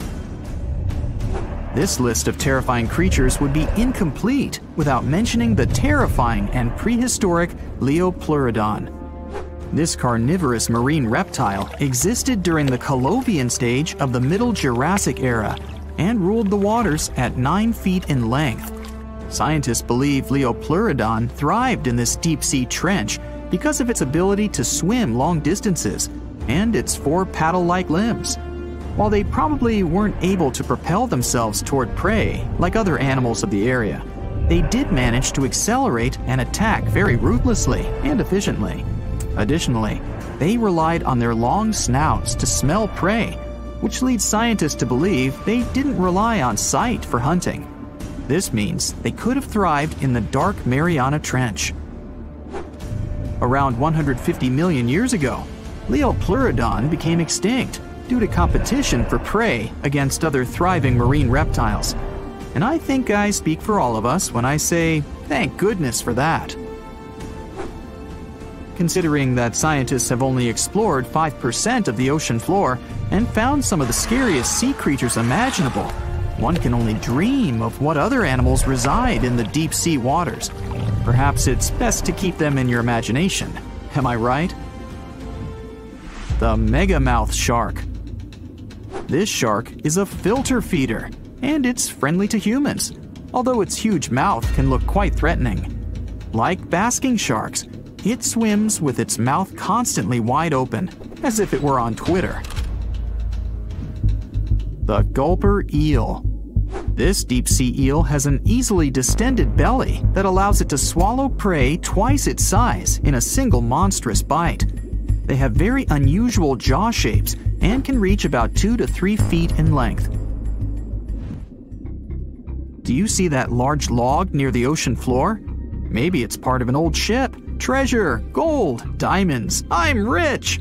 Well, as you get closer, you notice something. It's swimming! It's not a shark or a dolphin, it's a saltwater crocodile. Now don't panic. If you bump into one of these reptiles in the sea, it's unlikely it'll think of you as food. Crocodiles have a special valve in their throat that stops them from drowning underwater, but that doesn't mean they can't bite. Usually, they're heading to a nearby island, and the quickest way there is to body surf. They can't really take the ferry, you know. Watching one from a distance should be okay. Just don't swim to shore right away. They love to ambush their lunch in shallow water. If there's one time I'd want to see a great white shark, it's when I'm diving with crocodiles. They'll gladly take a crocodile-sized nibble, given the right motivation. Hey, let's take a deep dive into ocean waters to see which of these creepy-looking animals are our friends. We're swimming in the tropical waters of Nanina-Balava Island near Fiji. Can you see those giant creatures the size of a Volkswagen Beetle? Those are manta rays. They've got a long whip-like tail and large flat diamond bodies. There are 2 species of manta rays, the reef manta ray and the giant manta ray. They belong to the same family as sharks, but they only have small teeth in their lower jaw. They feed on zooplankton, tiny fish, and crustaceans. Manta rays are social animals, and they like people. Once you let them come close to you, they'll swim around you to observe you. Don't chase them though, because they're super fast swimmers. Their name translates to cloak or blanket, and out of all sea creatures, they've got the largest brain compared to body weight ratio. These fellas can recognize themselves in a mirror. The Asian sheep's head wrasse follows. Even if it seems unsightly, it's one of the friendliest fish you'll come across in the shallow waters of Japan, China, and Korea. It has protrusions on both its jaw and head. It likes to hide in its anemone, and it's usually scared to go out even at 40 inches long. One of these fellows developed a friendship with a Japanese scuba diver 30 years ago. When the diver found the fish, it was injured, and he helped it recover. The diver had been the caretaker of an underwater Shinto shrine. He calls the fish by hitting the underwater bell. Time to go swimming with the largest fish in the world, the whale shark. Though these creatures are sharks, they have a lot in common with whales. They can live for 100 years, though they've got tiny brains. They're indifferent to humans. These fellas don't care about anything they can't eat. And unlike other shark species, they won't bite you. Whale sharks are filter feeders. They do have teeth, 3,000 of them, but they don't use them. They've got a massive mouth, like me, but their throat is only the size of a quarter. Next, we have the sunfish, a fish without a tail that looks like it's been cut in half. It has large fins, and when you see it breaching on the surface, you'll think a shark is approaching. The sunfish dives deep in the water to let other fish exfoliate his skin and remove parasites. Once they're done, it returns to the surface to sunbathe. It's also a voracious eater. If it sees you in the waters, it'll likely approach you and observe you. Within a day, you'll be able to feed it from the palm of your hand. Time for the animal that looks like it's always smiling, the bottlenose dolphin. It's one of the most social sea creatures, and it travels in groups. It enjoys playing, hunting, raising calves, and helping out its community. Bottlenose dolphins are excellent swimmers, with speeds reaching 19 miles per hour. They usually come up to the surface to breathe air through the blowhole on their head. These creatures are great communicators, and they send messages to each other. They use echolocation to navigate and find food. When they spot people, they become very friendly. so much that they let their guard down, and it makes them vulnerable to other sea creatures such as sharks. Heading to the Pacific coast, we'll come across some gray whales. Their skin is covered with parasites and other organisms that make their snouts look like rough pieces of rock. We gotta get on their nice side first. Gray whales can attack a large boat, a ship, or a vessel if they sense their calves are in danger. But generally, they're friendly and appear unbothered by rowing kayakers. In some cases, they'll approach small boats and allow humans to touch them, though you're required by law to keep your distance. If it wants to get closer, it will. If it feels threatened, it will act aggressively. Now, let me show you a fish with a tool on its head, the hammerhead shark. Their skull helps them with hunting. Their eyes are placed on the hammer's outer edges and gives them a 360-degree vertical view. But they've got a blind spot in front of their nose. Their heads are like metal detectors. Most of what they want is below the sand surface. So they lightly dip their heads in the sand and sweep up whatever is under there. You'll see them in temperate and tropical waters, both near the shorelines and offshore. They usually move in groups. They're mostly harmless to humans and divers, but there have been a few occasions where they got aggressive. But before they do, they'll give you a bunch of warning signs, and divers know how to handle them. Now, I'll show you something kind of smaller, the sea lion. These creatures are a bit tricky. They're playful, aggressive, arrogant, smart, and above all, curious. Sea lions can't breathe underwater, but they can dive almost 1,000 feet deep, and they can hold their breath for a long time. They take in air through their nose, and once they dip their heads in the waters, their nostrils slam shut. If they spot humans at the beach, they'll stay away and wait for them to leave. Wild sea lions aren't the friendliest to anyone, especially if they feel threatened. The approachable ones have been trained in captivity. Beluga whales are next. They're white with bulgy heads, and they're amongst the most social and loudest you'll ever meet. Their upwards-facing mouths make them look like they're smiling. When beluga whales are born, they're a dark gray shade. It takes 8 years for their skin to turn white. They can change the shape of their heads by blowing air around their sinuses. Beluga whales love humans. Once they make human friends, they don't want to leave. Even though they're wild animals, they become too entrusting with people. Marine biologists suggest staying away for their safety. Have you heard of sea cows? Those are actually called manatees. You'll see some in rivers and others in the ocean. Even though they're large, they usually stay in shallow coastal areas, munching on seagrass, leaves, and algae. Manatees bring their heads to the surface every 4 minutes or so to breathe, but they can hold their breath longer than that. They're slow travelers, and even if they aren't as smart as dolphins, they can understand colors. These fellas are gentle giants, and they like to approach humans searching for warmth. Next, we've got the basking shark, the second largest shark in the world. Their mouth is their most impressive feature, like me, since it can open more than 3 feet wide. Okay, you win. These creatures have an intimidating appearance. But despite their size, they're harmless to humans, and divers swim with them. They're very social and can form schools of 100 individuals. They swim near the water surface, filter feeding on plankton. They too have a bunch of teeth that they don't use. Do you know which creature can sing loud songs for 30 minutes? I know, berry manatee. That might be before your time. Actually, it's the humpback whale. Scientists aren't sure why they make those low howls and noises. They might be trying to communicate with others to attract mates. You'll see them near coastlines, feeding on tiny food, and they use their flukes to propel through the water. Humpback whales are less friendly than gray whales because they're very cautious. But they're the heroes of the ocean. They try to save other animals from orcas, and experts say they're capable of decision-making and problem-solving. On one occasion, a humpback whale jumped in to save a whale biologist from a tiger shark. Now, let's try to spot the expert in disguise, the Caribbean reef octopus. The specialized color cells help it blend in with the sand and ocean rock's rough texture. But Caribbean reef octopuses are loners, and they like to get around on their own. This creature is also teeny tiny. It can grow almost 5 inches, and with their legs getting as long as the average person's foot.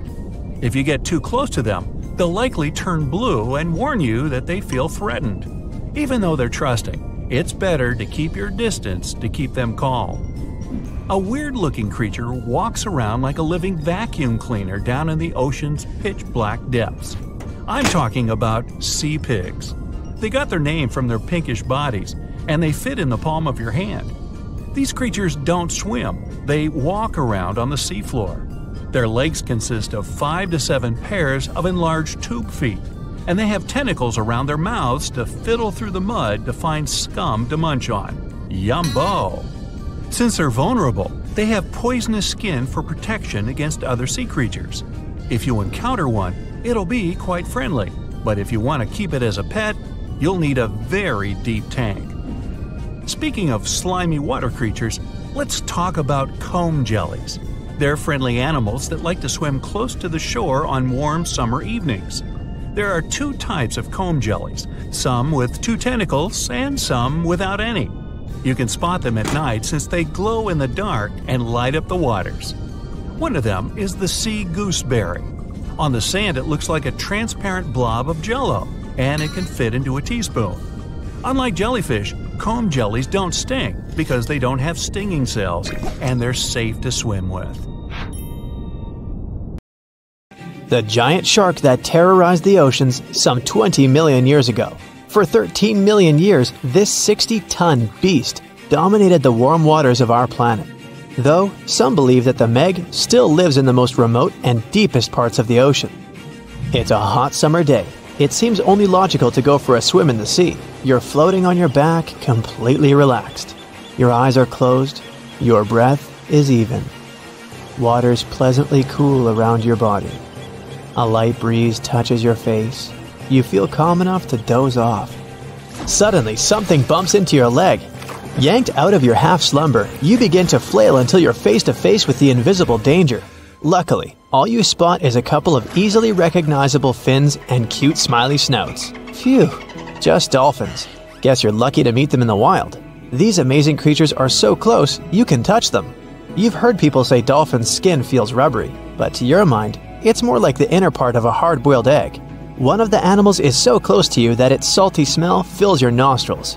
You know, though, that dolphins don't have sweat glands. It means they don't sweat and are pretty much odorless. The smell you sense comes from the water they swim in. The largest and most ferocious predator to ever haunt the oceans, the Megalodon shark dominated the seas for centuries before coming extinct millions of years ago. However, scientists managed to discover very few remnants of the giant shark. Everything we know about the great beast we've learned thanks to fossils of its giant teeth, which are just about the size of the average human hand. A megalodon skeleton has never been discovered. Shark skeletons are made mostly of cartilage, meaning that they decompose quickly. Luckily, sharks continuously shed and regrow teeth throughout their lives. One shark can go through 40,000 teeth in a single lifetime. Scientists have managed to study different types of shark species based on their teeth alone. The Megalodon shark had around 276 teeth. When they fell out, those teeth landed in the seabed where they stayed for millions of years, fossilizing. Scientists found those teeth, and they're the only real record we have of the Megalodon's existence. Megalodon teeth have been discovered all over the world. It means that unlike other marine animals of its time, the Megalodon was intercontinental. Even today, most sharks and marine animals tend to stick to one sea or ocean. The Megalodon shark swam freely around the world, moving between tropical and subtropical waters.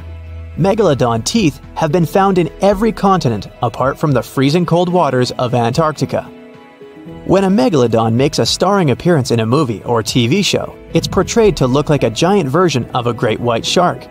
Scientists previously believed that the megalodon and the great white shark both descended from one common ancestor. Still, it's not true. In fact, it's more likely that the megalodon was the arch-enemy of the great white shark's ancestor, the broad-toothed mako shark.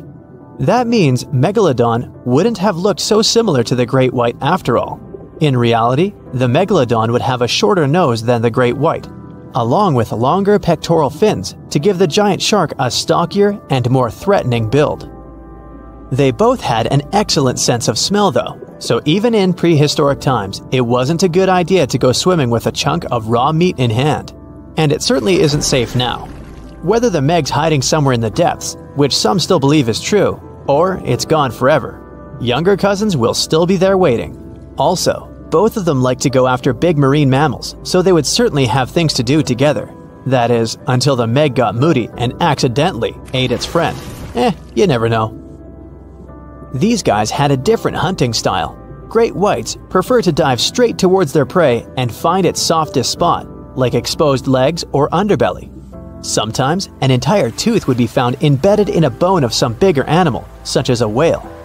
Without the main parts they use for swimming, poor sea animals were then helpless and unable to escape. Yet whales were just a smaller part of Megalodon's diet. Seals, sea cows, squids, dolphins, other sharks. The good old Meg probably wouldn't say no to some random school of smaller fish swimming into its mouth either. Nothing better than a good snack after a big tasty dinner. Even those giant turtles weren't safe with their thick shells. The Meg probably took them as a dare challenge on a daily basis. Scientists have used computer simulations to try and work out the hunting style of the ancient shark. Using this technology, scientists have discovered that the Megalodon's attack style was very different from that of modern-day sharks. Modern sharks dive straight for their prey's most vulnerable spot, for example, the soft underbelly of a seal.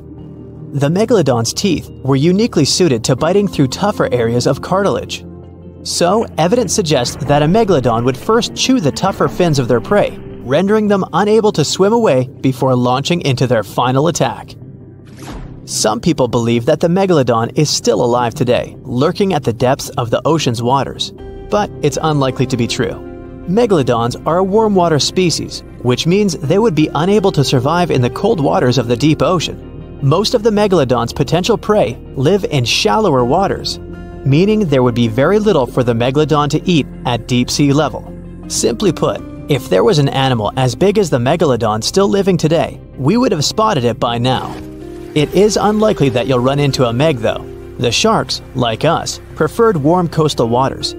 Deep ocean living would be too cold for the beasts, and food would be scarce. Their entire bodies would also have to evolve to avoid being squished by the enormous water pressure down there. It's unlikely they're still around, but not impossible. Some good news if you do run into one is that the shark is pretty unlikely to eat you. You are way too small a meal for the Megalodon, even if you have a couple of friends with you. This guy eats whales that are over 50 feet long. If you're having a beach party though, it's a different story. In a beach full of swimmers, the shark very well might creep up, scooping several humans into its giant mouth without even chewing. The fearsome name Megalodon comes from two Greek words, megas, meaning big, and odont, meaning tooth. Combined, they mean big tooth, and it certainly lives up to its name. Just one of its chompers is the same size as a human head. It had 276 humongous teeth in total, across 5 terrifying rows. In all of history, only a couple of saber-toothed cats and the T-Rex had consistently bigger teeth. Now that's a showdown I'd like to watch. The Megalodon vanished millions of years ago, leaving only huge teeth to be found by modern archaeologists. They literally disappeared with very few traces left. Scientists believe that over time, deep sea levels dropped and the ocean's temperature went down rapidly. Over a third of all marine life was wiped out as the oceans cooled and the number of animals at the bottom of the food chain plummeted. This had a catastrophic effect on the hungry predators at the top. Sorry guys. It became way too cold for these sun-loving sharks too, which made it difficult for them to reproduce since they gave birth in warm waters. The Megalodon is usually described as a sort of great white shark, but this is just a common myth. In fact, the ancestors of today's great white existed at the same time as the Meg, but they weren't best buddies and were even in competition with each other. The great white shark was a better hunter using its smaller size and agility to snap up the Meg's prey quickly. They were also known to eat Meg pups, who were only half their size. This didn't exactly help the whole extinction thing. While a great white was no match for an adult Meg in a head-to-head fight, they sure weren't scared of stealing their food. This only left the bigger fish and whales for the Meg, But its food supplies began to run out as whales swam to the cooler new seas. The whales adapted to prefer the colder temperatures, leaving our friend the Meg behind. The megalodons either starved or were frozen into extinction by the Ice Age. Rather than a great white, the megalodon is more like a modern bull shark. It had a short snout, a flat lower jaw, and huge pectoral fins to support its massive weight and size. As scary as they are, these sharks were actually caring family guys. Several megalodon nursery areas have been discovered in Florida, Maryland, and Panama. They gave birth to their young in shallow water environments. We know this from discovering loads of tiny megalodon teeth found in these areas. I wonder if they had nannies too. Dwarf lantern shark. Sounds kind of like a superhero, huh? This is the smallest shark in the world. It's only the size of your palm, and it can glow in the dark. Well, that's a superpower. Blue-ringed octopus. The most beautiful octopus in the world. But the bright colors of animals usually indicate they're venomous. An antidote to its venom is yet to be found, although this little guy is the size of a TV remote. Sarcastic fringehead. Though this fish is only 12 inches long, it can eat prey much larger. Its jaw can open just like a dinosaur's. The sarcastic fringehead has been known to attempt to swallow a whole octopus. Hey, can't we all just get along? Red lionfish. This beauty has an incredible appetite. It can eat fish 2/3 the size of its body, and it hides the needles on its fins, which contain a potent venom. Striped surgeonfish. It has scalpel-sharp spikes on its fins, not to perform surgery, but to hunt. And unlike a doctor, it has venom on them. Black dragonfish. This is the only fish that can produce infrared light thanks to the chlorophyll in its eyes.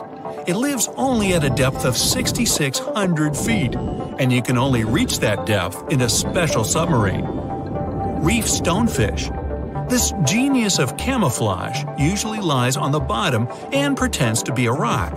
Tourists can often step on it, and sharp needles on its back can easily cut even through the hard sole of a boot. Viperfish. This fish, the size of your forearm, has the largest teeth in relation to its head in the world. But you're unlikely to encounter it because it lives at a depth of 13,000 feet. Lamprey. These are parasites that stick up to other creatures and live off of them. Only these guys are 10 times bigger than the average river leech. Mega piranha. The most aggressive fish in the world, the size of a Doberman dog. A pack of these guys could leave nothing of an entire cow in just a couple of minutes. Fortunately for all of us, they ceased to exist 8 million years ago. Whew! Black pacu. Pretty ordinary big fish until it opens its mouth. It has human-like teeth, and the richest black pacu even had golden dental crowns. Just kidding. Payara, the most dangerous freshwater resident. It can swallow prey half its size.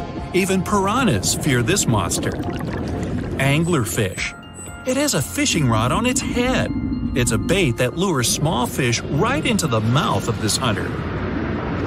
Slender snipe eel. It's very long and flexible due to the number of vertebrae in its back. There are 750 of them. By comparison, we only have 33 to 34 vertebrae. Barracuda. Its jaw is similar to that of a great white shark, but its trademark is speed. It would beat any Olympic swimmer at 29 miles per hour. Ocean sunfish. It's a fish the size of an adult person, and it's the heaviest bony fish in the world. Although peaceful, thank goodness, they sometimes damage the bottoms of small fishing boats. Frilled shark.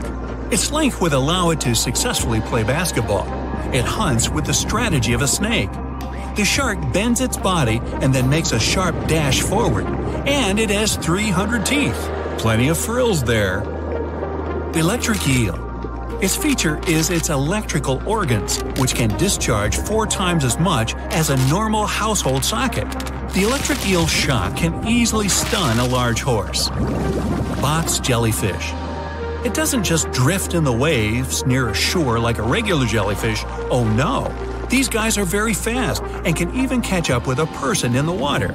And their sting is hazardous. They don't look for trouble, but they're always ready to defend themselves. Goblin shark. Its snout ends in a long, blade-like outgrowth, and its jaw could extend all the way to the end of the snout. It's one of the most terrifying sharks in the world, despite its tender pink color. Saltwater crocodile.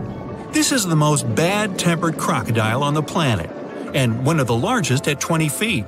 They're not afraid of humans and only consider us as food. Hey, don't snack on me. Great white shark, the most notorious inhabitant of the oceans. Once, a great white shark pierced the bottom of a tourist yacht. The boat sank, but luckily no one was injured or eaten. Greenland shark. These are the real long livers of the marine world. They have a very slow metabolism and can live up to 300 years.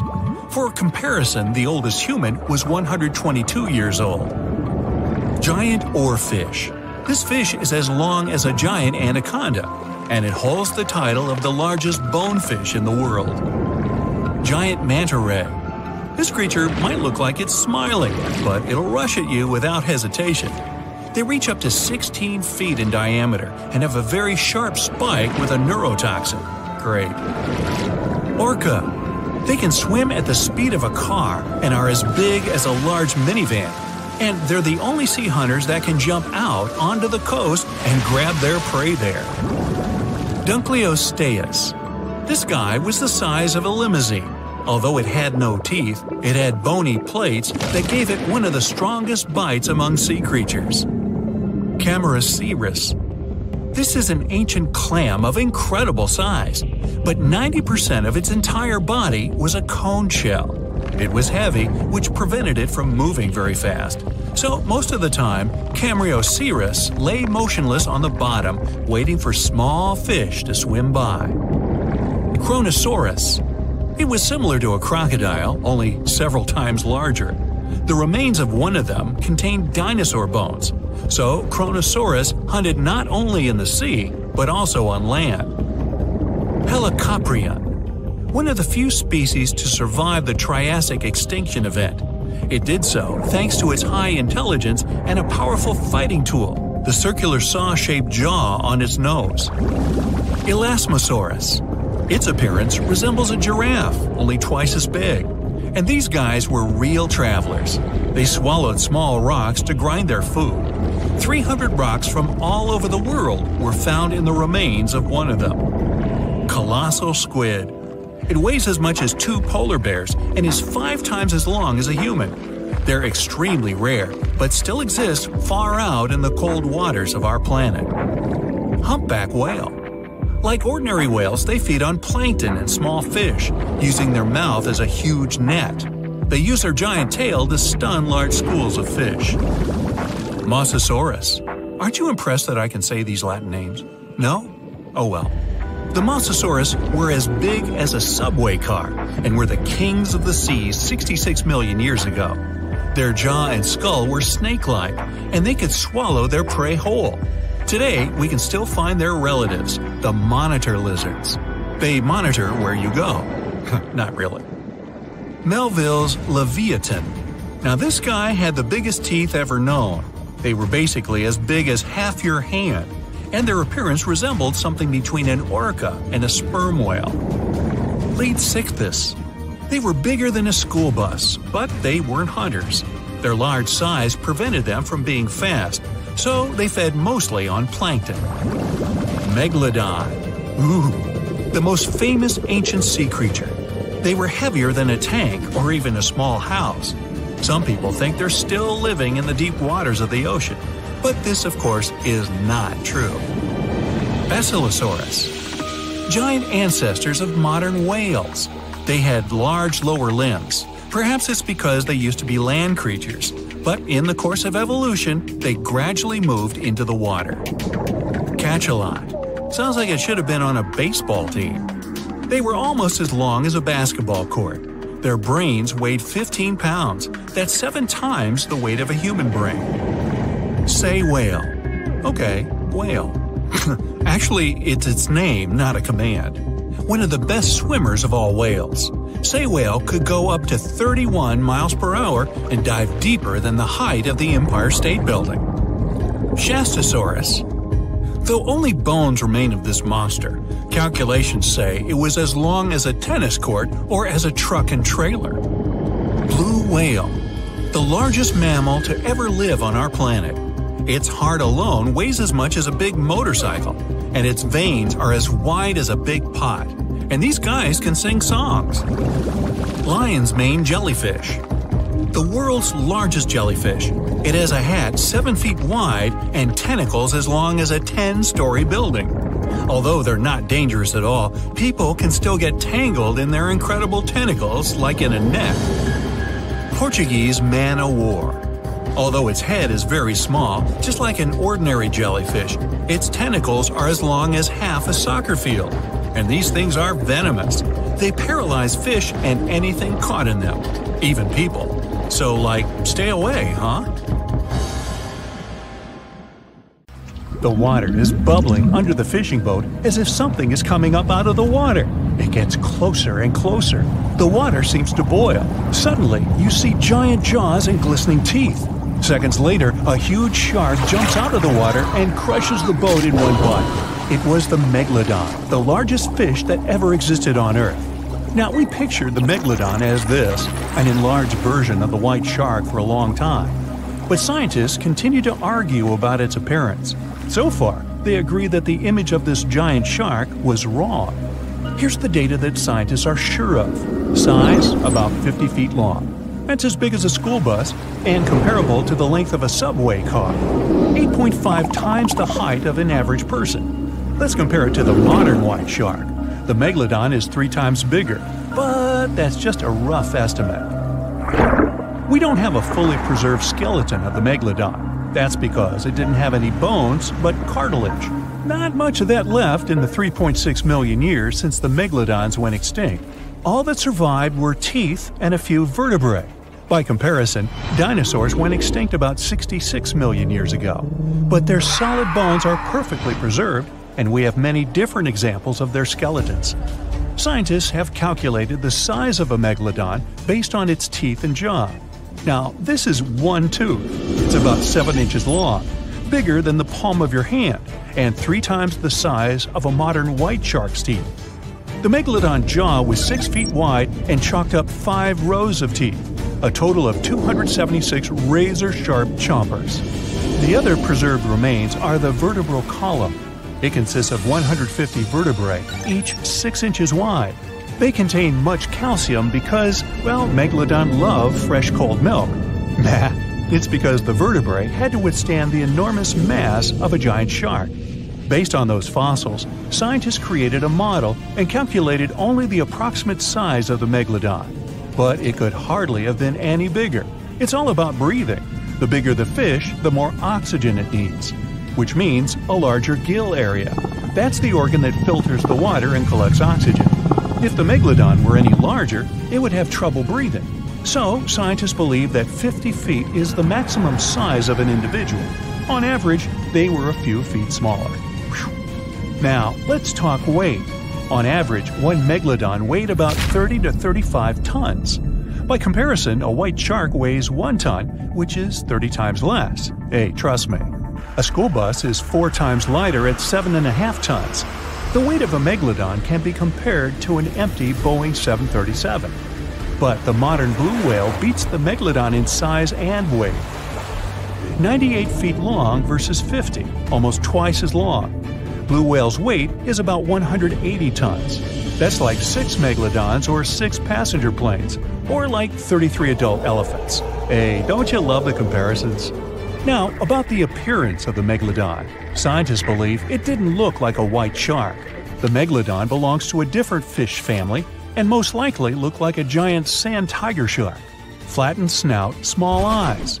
Its dorsal fin is moved backwards. The sand shark has 2 dorsal fins about the same size. The coloration is light brown with a white belly and may have had brown-red spots like a sand shark all over its body. We used to think of the Megalodon as something scary from the first finds of its fossils. That was back in the Renaissance era. People found some teeth in the rocks. At first, these teeth were thought to be the tongues of dragons or snakes. And here's the first drawing of what the owner of these teeth supposedly looked like: a massive snout with a scary nose and a bunch of razor-sharp teeth. We also have the evidence that megalodons were brutal hunters, kings of the food chain. The first combat tool in their arsenal was the battering ram. The megalodon was a slow swimmer, though. It could only accelerate up to 11 miles per hour. In comparison, the modern white shark can reach 35 miles per hour in a dash for its meal. The fastest human swimmer could only go 6 miles per hour. Well, good luck with that. But the megalodon had incredible mass. Though slow, its battering ram had tremendous power. The megalodon would take its prey by surprise. It had only one chance to hit it. If it missed, it would take too long for a second round. The maneuverability of the megalodon was comparable to a large truck. But if the ram was successful, the prey was stunned and couldn't move. At this point, the megalodon aimed at vulnerable spots, like the fins and tail of the prey. Scientists have found many ancient whale remains with megalodon tooth marks. It turned out that the giant shark knew where its prey's vital organs were located and could strike at them. When the prey was immobilized, the megalodon bared its teeth. An adult person could easily fit into its open jaw at full height. And according to various estimates, the bite force of the megalodon was almost 11 tons. Now imagine the weight of 3 SUVs concentrated at the tip of a sharp tooth. That's 9 times the power of the largest white shark bite, and 6 times the power of the modern record holder for biting, the saltwater crocodile. Here, look at a map of where the remains of the megalodon were found: South and North America, Europe, Asia, Australia. It was the master of all seas and was comfortable anywhere on our planet. We've even found some remains of the giant shark in freshwater sediments. Perhaps it wasn't afraid to enter rivers to hunt. Now, other scientists say that maybe the megalodon wasn't even a predator, all because of its size. It couldn't swim fast. It couldn't even make short dashes like the white shark. If prey tried to escape, the megalodon didn't rush into pursuit because it could never catch up with it. Another problem is the skeleton of the megalodon. The cartilage is weaker than the bones, so the musculature of the giant shark was not as massive and robust in the first place. The megalodon may even have been a scavenger and never got into fights. This is one of the reasons why ancient sharks became extinct. Megalodons like shallow, warm waters, with temperatures ranging from 53 degrees Fahrenheit. But over 3 million years ago, the climate turned colder. This deprived the megalodons of territories and plenty of food.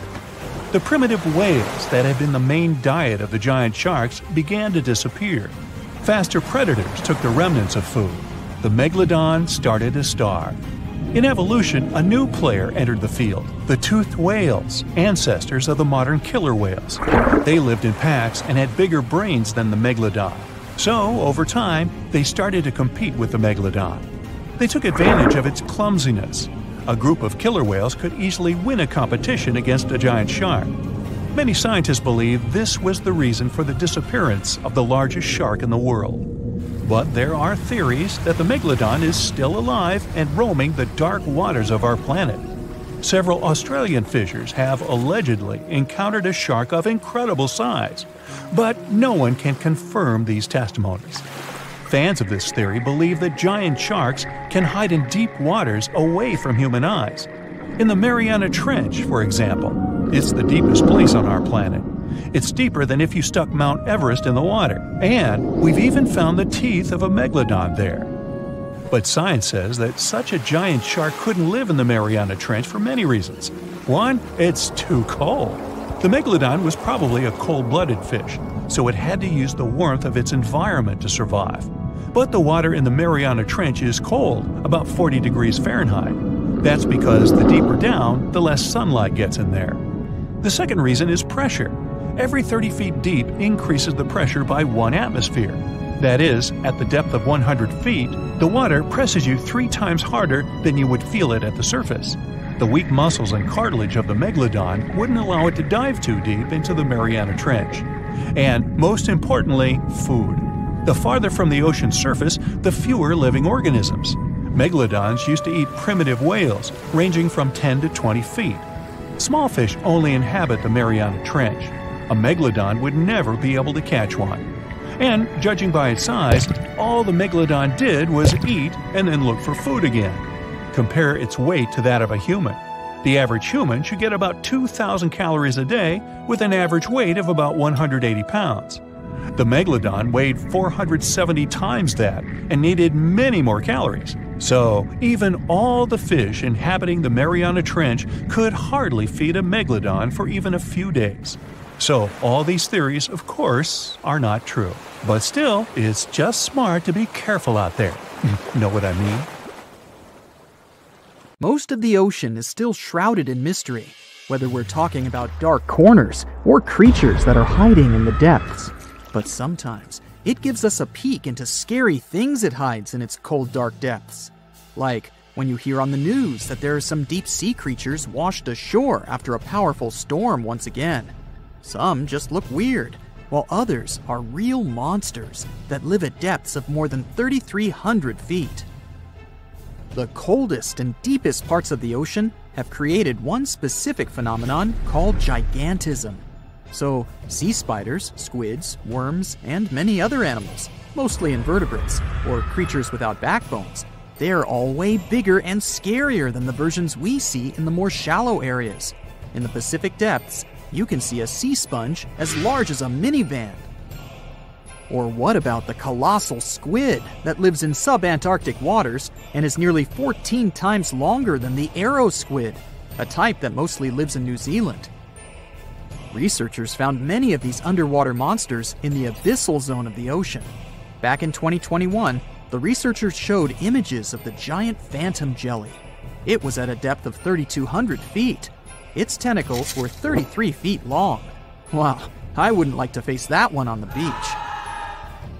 It probably eats only small fish and plankton, but it can swim to depths of more than 21,900 feet.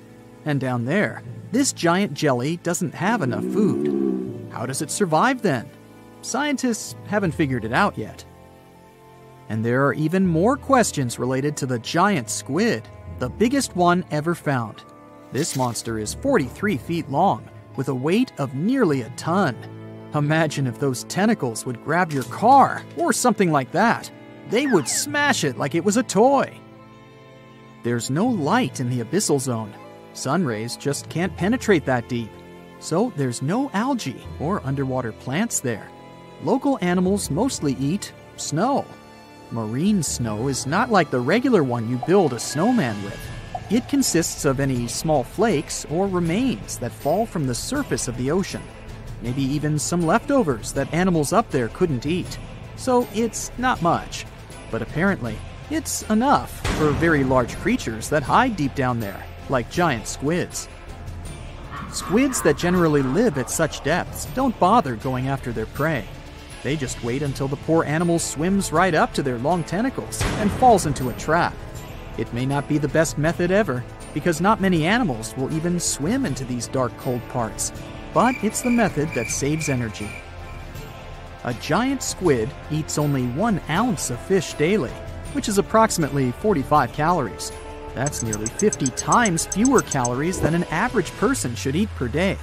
So when a squid gets 1 fish, it saves it for a couple of days. I hope giant squids won't get the idea to go to the surface and look for food when there's not enough of it in the abyssal zone. And I hope even more that giant Greenland sharks won't get that same idea. You can find them at depths of up to 7,200 feet. They're twice as slow as we usually walk. They swim at a speed of 1.12 feet per second. Their slowness is part of the energy-saving mechanism that creatures down there need to survive. But they can speed up in the form of short bursts when they need to catch prey. But they kinda change their diet from predator to scavenger, considering their environment. There will be more leftovers falling from the surface than animals to go after. Greenland sharks grow just 0.4 inches per year, and they're mostly 20 feet long, which means they live for a very long time, sometimes up to 400 years. They also have a slow metabolism, and that's one of the main factors for their long life, too. Greenland sharks like to spend their time in cold waters. They're adapted to that, since their tissues have specific chemical compounds that prevent the forming of ice crystals all over their body. That means they have some sort of natural antifreeze. So what makes them so big? Scientists are still not sure, but some theories try to explain it. There's this thing called Kleiber's rule that says bigger animals tend to be more efficient. Just take a small fish and compare it to a whale with a mass hundreds of times bigger. The whale has a greater metabolism. It conserves energy more efficiently and loses less of it to the surroundings through heat. Moving on, bigger animals can ingest bigger prey. They're more likely to go through tough issues in their environment or defend themselves from predators going after them. Also, the body gets bigger when temperatures are lower. The Greenland shark is a perfect example. So are giant sea spiders. Sea spiders are generally common, and you find some very small ones at 0.04 inches. But in deeper parts of the Antarctic, they become 3-foot-long giants. They grow so big because the cold water has more oxygen. That way, more of it diffuses into the animal's body, and that allows it to grow bigger. Yeah, both as a creature and a nightmare. And how about this giant tube worm? Researchers found it accidentally while they were exploring the mysteries of the Pacific Ocean floor. They stumbled upon unusual hydrothermal vents. Volcanic heat is a thing that gets them going. As water seeps down through faults or cracks in the rock, these vents change their direction. When the water gets out of the vent, it's rich in different minerals and chemicals. Most animals wouldn't survive being around this toxic soup of chemicals, but not these tube worms. They came as a true surprise, because not only are they not bothered by these toxic vents and the almost boiling temperature of the water, but they developed entire ecosystems there. They're unique because they don't need sunlight to survive. Instead, small bacteria are their main source of energy.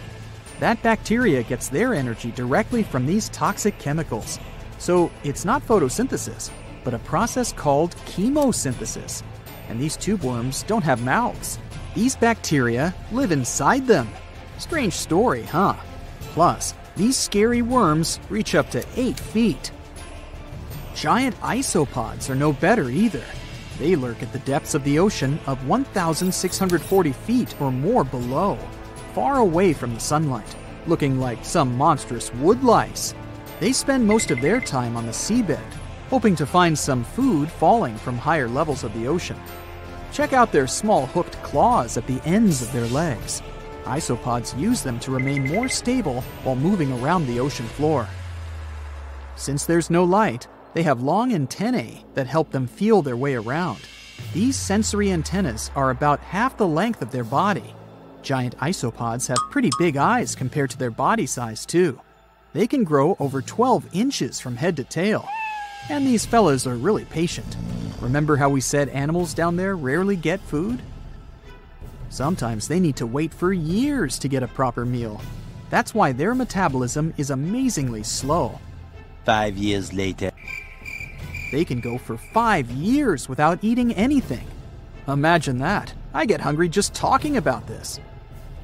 In 2006, a biologist did research to compare the differences between the shallows and the deep sea regions.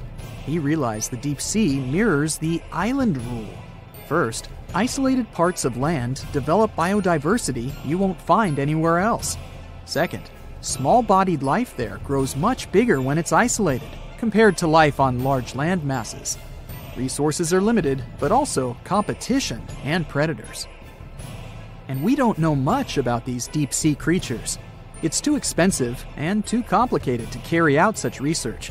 So we'll just wait for more raging storms to show us at least part of the monstrous world cold ocean depths hide. The largest and most ferocious predator to ever haunt the oceans, the Megalodon shark, dominated the seas for centuries before becoming extinct millions of years ago. However, scientists managed to discover very few remnants of the giant shark. Everything we know about the great sea beast we've learned thanks to fossils of its giant teeth, which are just about the size of the average human hand. Scientists estimated the size of the prehistoric shark using calculations based on the measurement of the length of a megalodon tooth. On average, the size of a megalodon shark was 33 feet long. The largest of the species could reach up to 58 feet long. However, these megasharks may have been even bigger than we ever thought. At the Florida Museum of Natural History, a group of students examined 3D printed replicas of megalodon teeth to calculate the shark's size using the tooth length method. But something was off. Each student calculated a different size for the same shark, with their estimates ranging from 40 feet to 180 feet. A lead paleontologist took a look at the students' equations. He realized that the method they used to calculate megalodon sizes for decades isn't that accurate at all. So they invented a new method to calculate the megalodon size based on the width of the megalodon tooth instead of its length. It turned out that the average megalodon would be around 65 feet long. It's almost double the size scientists previously thought, and would mean that the average megalodon is the length of 2 school buses. A megalodon skeleton has never been discovered. Shark skeletons are made mostly of cartilage, meaning that they decompose quickly. Luckily, sharks continuously shed and regrow teeth throughout their lives. One shark can go through 40,000 teeth in a single lifetime. Scientists have managed to study different types of shark species based on their teeth alone. The megalodon shark had around 276 teeth. When they fell out, these teeth landed in seabed, where they stayed for millions of years, fossilizing. Scientists found those teeth, and they're the only real record we have of the megalodon's existence. The word megalodon means giant tooth. Its tooth is around 7 inches long. For comparison, the largest tooth of a great white shark is only 3 inches long.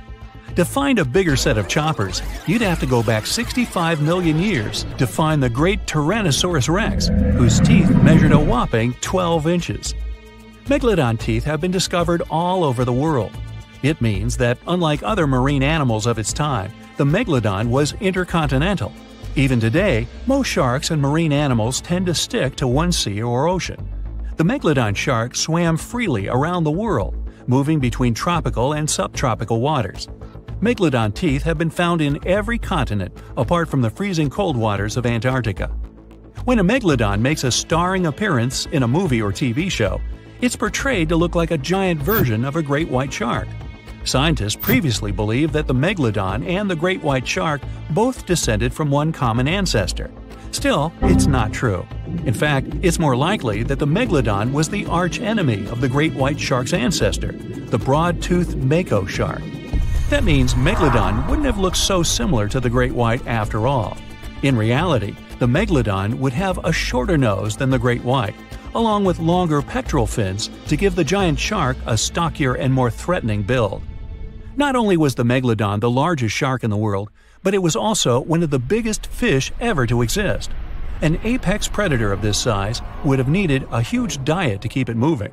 The megalodon would have eaten 2,500 pounds of food every day. The megalodon diet consisted of larger species of fish, dolphins, and even other species of sharks. Ancient fossilized whale bones with cut marks of megalodon teeth have been discovered. It means megalodons weren't intimidated by the size and tried to feast on the giant whales of the past. Scientists have used computer simulations to try and work out the hunting style of the ancient shark. Using this technology, scientists have discovered that the megalodon's attack style was very different from that of modern-day sharks. Modern sharks dive straight for their prey's most vulnerable spot, for example, the soft underbelly of a seal. The megalodon's teeth were uniquely suited to biting through tougher areas of cartilage. So, evidence suggests that a megalodon would first chew the tougher fins of their prey, rendering them unable to swim away before launching into their final attack. The mouth of a megalodon was around 10 feet wide and 9 feet tall, large enough for you to swim into without touching any teeth. However, we don't recommend that. Their mouths were so large a megalodon could swallow a small car without even having to bite down on it. Research teams from Australia and the US collaborated to work out the biting power of the megalodon using computer simulations. The results were terrifying. While the modern great white shark has the biting power of 1.8 tons of force, The Megalodon could easily chomp down on its prey with a biting power of 18.2 tons. The bite of the Megalodon would easily be able to cut through steel and overpower any other predator in the ocean. Scientists believe that the Megalodon has the most powerful bite of any creature that has ever existed. The Megalodon's bite would easily overpower the T-Rex, which has a biting force of 6 tons. Mysteriously, no one knows exactly when or how the Megalodon went extinct. However, several theories are floating around as to how this could be the case. The Megalodon had become extinct by the end of the Pliocene, which was a phase of global cooling that spanned over 5 million years and ended over 2.6 million years ago. New evidence suggests that the last Megalodon lived at least 3.6 million years ago, right in the middle of the Pliocene era. Another theory claims that these megasharks disappeared because of the changing Earth temperatures occurring during the Pliocene. As the Earth cooled down, the tropical waters of the world's oceans plummeted to colder temperatures. Scientists believe that this led to the extinction of a third of all large marine animals, meaning that the Megalodon's food source took a massive hit. Without much prey left to hunt, the Megalodon inevitably went extinct. Megalodon sharks would give birth to their pups in waters close to the shore. The shallow coastal waters provided a perfect nursery for the newborn sharks, keeping them distant from the larger predators that lurked in the open waters. As ice formed around the Earth's poles and sea levels dropped, these pupping grounds were destroyed. The Megalodon pups would have had no choice but to swim in the deep ocean waters, making them more vulnerable to dangerous predators. A new theory suggests that the explosion of a star, called a supernova, could be responsible for the extinction of the Megalodon. Around 2.6 million years ago, a supernova over 150 light-years away from Earth lit up the prehistoric sky and lingered there for months. A few hundred years after the supernova had faded, particles of cosmic energy from the star explosion plummeted to Earth. The energy particles carried dangerous amounts of radiation. Researchers believe that this radiation could cause the mass extinction of many marine animals, including the Megalodon. Radiation from the particles extended hundreds of yards down into the ocean and was more dangerous for bigger creatures than for smaller ones. The bigger the creature is, the more radiation they would absorb. The 60-foot-long Megalodon was large enough to absorb great amounts of radiation. Some people believe that the Megalodon is still alive today, lurking at the depths of the ocean waters. But it's unlikely to be true. Megalodons are a warm water species, which means they would be unable to survive in the cold waters of the deep ocean. Most of the Megalodon's potential prey live in shallower waters, meaning there would be very little for the Megalodon to eat at a deep sea level. Simply put, if there were an animal as big as the Megalodon still living today, we would have spotted it by now.